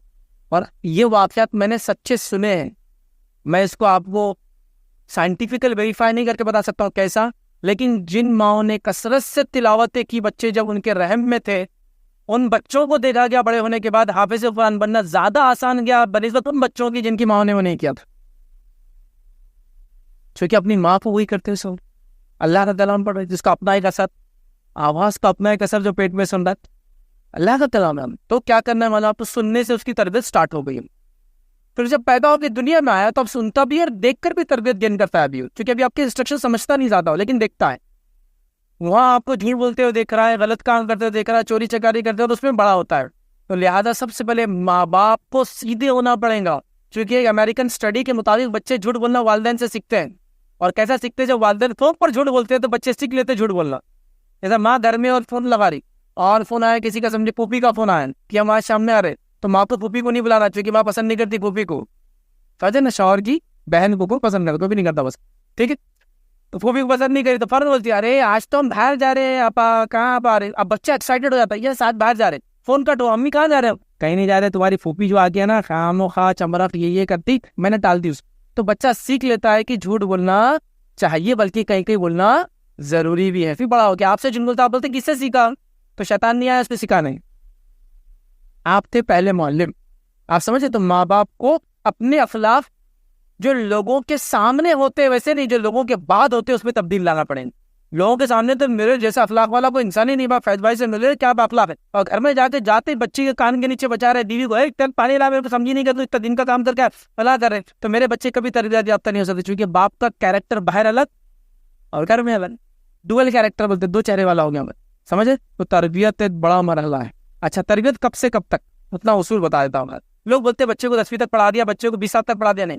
तरबियत का मरहला बच्चों के पैदाइश से तो बच्चों की मौत तक, या बच्चों की पैदाइश से मेरी मौत तक तरबियत चलती रहेगी, मालूम, कभी खत्म नहीं। उसकी पैदाइश से मेरी जिंदगी में अगर मर जाए तो उसकी मौत तक मैं तरबियत करूंगा उसकी, और उसकी पैदाइश से मैं मर जाऊं तो मेरी मौत तक तरबियत करूंगा। मिसाल दूं आपको, लुकमान अलैहिस्सलाम अपने बच्चे की तरबियत कर रहे हैं। मिसाल दूं आपको, इब्राहिम अलैहिस्सलाम इसहाक अलैहिस्सलाम की, और हाजर अलैहिस्सलाम इस्माइल अलैहिस्सलाम की तरबियत कर रहे हैं, छोटे बच्चे की तरबियत।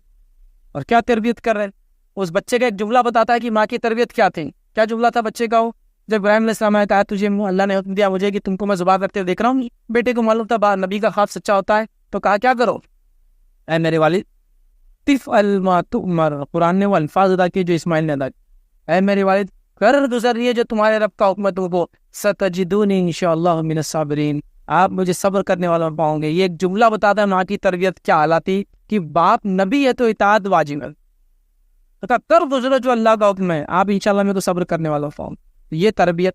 उसके बाद जो है, अगर आपको जो मैंने पैदाइश से मौत तक करना, मौत तक देखना है, तो याकूब अलैहिस्सलाम की मौत ले लीजिए। कुरान ने कहा, क्या तुम मौजूद थे, यहूदियों से कहा याकूब की जब मौत का वक्त आया, क्या कहा याकूब ने अपने बेटों से बुला के, क्या बोला, ऐ मेरे बच्चों मेरे बाद किसकी इबादत करोगे। सुभान अल्लाह, तरबियत वहां तक चल रही, नबी है और उनके बेटों में नबी है, फिर भी तरबियत चालू, किसकी इबादत करोगे, सबसे इंपॉर्टेंट क्वेश्चन। तो कहा अल्लाह की इबादत करेंगे जो इब्राहिम करम और इस्माइल करम और इसहाक करम, तरबियत ही चल रही ना पर्दे तक। तो उनकी पैदाइश से उनकी मौत तक, या उनकी पैदाइश से मेरी मौत तक, अपनी मौत तक तरबियत चलती रहेगी। तरबियत को एक दिन का काम नहीं। और जब भी मैं किसी को अपनी ज़िंदगी में बाखलाक बच्चे को देखता हूँ ना, तो मैं दुआएं देता हूँ वालिदैन को, क्योंकि बहुत मेहनत लगती है बच्चों को बाखलाक बनाने। तो दुआ निकलती है, कैसे बच्चे माशाल्लाह, देखो अजनबी को सलाम कर, कहाँ करते हमारे बच्चे अजनबी को सलाम, माँ बाप को नहीं करे तो। एक बच्चा आके मस्जिद की शूरा में चप्पल उठा के रखे, ये अमल देखकर आप समझ जाइए कि उसकी माँ ने उसको अखलाक के साथ साथ क्या बोलते हैं उसको, नज्म और ज़ब्त की तालीम दी, सिस्टम को फॉलो करने का वादी है। शूरा होने के बाद भी हमारी चप्पलें कहाँ रहती मालूम ना, एक उधर एक 10वीं सीढ़ी के बाद। आप समझो इस चीज, आप समझो इस चीज। और किसी भी कौम की कामयाबी के अंदर, दुनिया की कामरानी के अंदर 3 चीज़ों का बड़ा दखल है। या एक मजबूत कौम के अंदर उसका जिस्म, उसका इल्म और नज़्म और ज़ब्त, तीनों की दलील तालूत अलैहिस्सलाम का वाक़या ले लो। जब अल्लाह ने कहा उस ज़माने के नबी को कि तालूत को यहूदियों पर अपॉइंट किया गया, तो यहूदियों ने कहा हमारे पास तो बहुत फाल है, तालूत तो गरीब आदमी है, उसको कैसे अपॉइंट कर दिया गया हम पर बादशाह बोलकर। तो क्या उस वक्त के नबी ने कहा कि अल्लाह फरमाता है कि तालूत को जिस्म दिया है, 2 चीजें, जिस्म, मजबूत जिस्म, और एक कहा मिले, पैसे की जरूरत नहीं बादशाह के लिए, पैसा तो उनके पास था, उन्होंने कहा हम तो मालदार है, तो कहा नहीं, अल्लाह ने इसको जो हुकूमत दी है वो क्यों दी है, जिस्म और इनकी वजह से। और आगे वाक़या क्या है, फिर जब फौज लेकर निकले तो नदी के पास पहुंचे तो कहा जो इसमें से पिएगा वो अम्बे से नहीं रहेगा, और जो नहीं पिएगा वो अम्बे से होगा। हाँ, किसको पीना है तो थोड़ा पी ले, यहाँ नज़्म और ज़ब्त सिखाया जा रहा है। 3 नुकात मिल गए इस एक वाक़े से। जब बच्चा आके चप्पल रखता है ना तो दिल बाग-बाग हो जाता है, क्यों, नज़्म और ज़ब्त इसके वालिदैन ने सिखा दिया माशाल्लाह से। ये बहुत इंपॉर्टेंट है। तो खैर, अखलाक और तरबियत एक बड़ा किरदार है और बहुत लंबा टॉपिक है। इस पर मेरा बच्चों की तरबियत पे 3-4 अलग अलग लेक्चर है। इवन इस पर भी है कि बच्चों को होमवर्क कैसे कराएं, स्कूल का अपॉइंटमेंट कैसे करें, टीचर कैसा हो, आप उसको भी सर्च करें, इंशाल्लाह तफसील मिलेंगी। इसीलिए सवाल किया, मैं एक मौलवी हूँ, तो क्या मेरी जिम्मेदारी सिर्फ बच्चों को पढ़ाना और निसाब मुकम्मल करना है या और कोई जिम्मेदारी? सुभान अल्लाह। जो मौलम है, मौलम की जिम्मेदारी बड़ी अजीम है, बहुत ज़्यादा है। इसलिए कि अगर आप मौलम हैं और सिर्फ आप सिलेबस पढ़ा रहे हैं तो आप उसको क्या कर रहे हैं, जिसको हम कहेंगे उसको लिटरेट बना रहे हैं, मतलब वो एग्ज़ाम में पास हो जाएगा। लेकिन उसके बाद आप उसको अगर अपने अखलाक को सुधार के उसमें वो अखलाक और वो जो आप चाहते हैं देखना अपनी कौम में, वो सोच, वो समझ, वो चीज़ डाल रहे हैं, तो आप क्या कर रहे हैं मालूम, आप उसकी तरबियत कर रहे हैं। तो जो सिलेबस कवर करना है तो वो तो उसके लिटरेसी के लिए ज़रूरी है, लेकिन आपको उसको तरबियत देना है, क्योंकि टीचर्स से बच्चे इतने मुतासिर होते हैं। मैं बताता हूँ आपको वाकया कि मैं दुनिया को दर्ज देता हूँ, लोग इतने मुतासिर होते हैं मेरे से और ये करते हैं वो करते हैं, लेकिन मेरे बच्चे को भी अगर मैं बोलूँगा ए फॉर एप्पल नहीं बेटा, ए फॉर एरोप्लेन बोले, तो वो क्या बोलता मुझे मालूम, टीचर ने बोले ए फॉर एप्पल, एरोप्लेन नहीं हो सकता। आप समझ रहे ना, नहीं सुनता हूँ मेरी बात। तो ये है मौलम, ये है टीचर। तो आपको सिलेबस कवर के अलावा भी बहुत सारे काम करना है। मैं जानता हूँ ऑलरेडी आप अपने लेक्चर्स वगैरह मसरूफ़ होंगे, बट एक फ़िक्र लेके जाइए अपने स्कूल, एक तड़प लेके जाइए अपने इदारे में। सिलेबस कवर करने के बाद एक्स्ट्रा लेक्चर्स के ज़रिए जहाँ मौका मिले बच्चों में अच्छे अखलाक डालने की, आइडियाज़ और सोच डालने की, कौम और मिल्लत की फ़िक्र डालने की, सही समझ जूझ बूझ डालने की, उन्हें अच्छा शहरी बनाने की फ़िक्र भी वो करें, तो इंशाअल्लाह अज़ीज़ मैं कहूँगा एक तो सवाब मिल ही रहा है पढ़ाने का, सोने पर सुहागा आपको एक अच्छा शहरी और एक अच्छा मुसलमान बनने का भी अजर मिल जाएगा। या फिर सवाल लेंगे इंशाअल्लाह। अस्सलाम वालेकुम शेख, मेरा सवाल जो है इंश्योरेंस के रिलेटेड है। मतलब ये हेल्थ इंश्योरेंस, लाइफ इंश्योरेंस जो करवाते हैं, क्या ये इस्लाम के नज़रिए में सही है? हेल्थ इंश्योरेंस वगैरह पे जो है बहुत सारे लोग सवाल करते हैं, मेरा इस पे जवाब है हेल्थ इंश्योरेंस कराना कैसा है। बस मैं मुख्तसर जवाब देता हूँ। हेल्थ इंश्योरेंस वगैरह जो हमारे पास कंपनियां करती है वो सूद पर चलती हैं। चूँकि वो सूद पर चलती है तो आप हेल्थ इंश्योरेंस वगैरह या इस तरह से नहीं कर सकते आप, देखें, चूँकि वो सूद पर चलती है। लेकिन सवाल अगर का शक्ल ये हो कि मैं कहीं जॉब करता हूँ और जॉब करने में कंपनी की तरफ से मुझे इंश्योरेंस मिलता है, तो ये दुरुस्त है, फिर आपके लिए लेना। दोनों में बहुत डिफरेंस है, इसको मैं समझाता हूँ बात को समझाने के लिए। जैसे मैं जॉब के लिए जाता हूँ तो मेरी कंपनी मुझे ट्रैवल फ्री देती है, वो गाड़ी बेचती है जिसमें मैं जाता हूँ, और वो गाड़ी उसने सूद पे ले रखी, लेकिन मेरा उस सूद से कोई लेना देना नहीं। किसका लेना देना है? कंपनी का। आप समझ सकते, कंपनी हमको कैंटीन देती है, कुछ कंपनी में कैंटीन होती है, आपको नाश्ता वगैरह फ्री होता है, तो वो कैंटीन जो होती है तो वहाँ जो खाना हमको देती है वो उसने सूद पे ले रखी है, लेकिन मेरा उससे सूद से कोई लेना देना नहीं। मेरा कैंटीन का, समझे ना, मेरा रिलेशन क्या है, हलाल वाला है।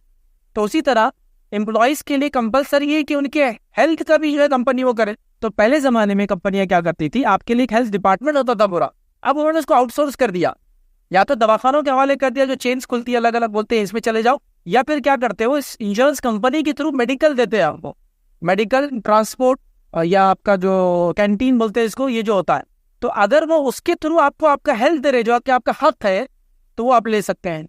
लेकिन आपका अगर सवाल है मैं कराऊँ क्या, तो फिर आपके लिए जायज़। समझ रहे हैं बात को? इसलिए कि वो आप खुद करा रहे हैं इंश्योरेंस, वो जायज़ नहीं है।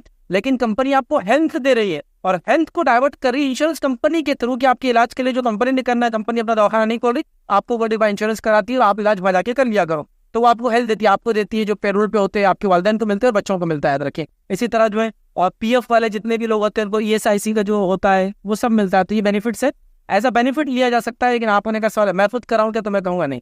ये सवाल ऐसा आ सकता है गाड़ी का इंश्योरेंस कराना कैसा है, तो मैं कहूँगा ये गवर्नमेंट लॉ के हिसाब से पेपर कंपलसरी है। अब कंपलसरी है तो आपकी मजबूरी हो गई, आप समझे? तो मजबूरियों वाले पार्ट अलग है। और अगर आपका साथ जनरल था मैं कराऊँ क्या, कि मुझे कल कुछ अल्लाह ना करे हो जाए, तो फिर मेरा जवाब है आप इसको ना करें, यही इंशाल्लाह बेहतर है, चूंकि ये सब सूदी निज़ाम पे चलते हैं। इसी अपनी बात को हम खत्म करेंगे। वाफिर दावाना अनिल हम्दुलिल्लाहि रब्बिल आलमीन, सुब्हान रब्बिका रब्बिल इज्जति अम्मा यसिफून व सलामुन अलल मुरसलीन वल्हम्दुलिल्लाहि रब्बिल आलमीन।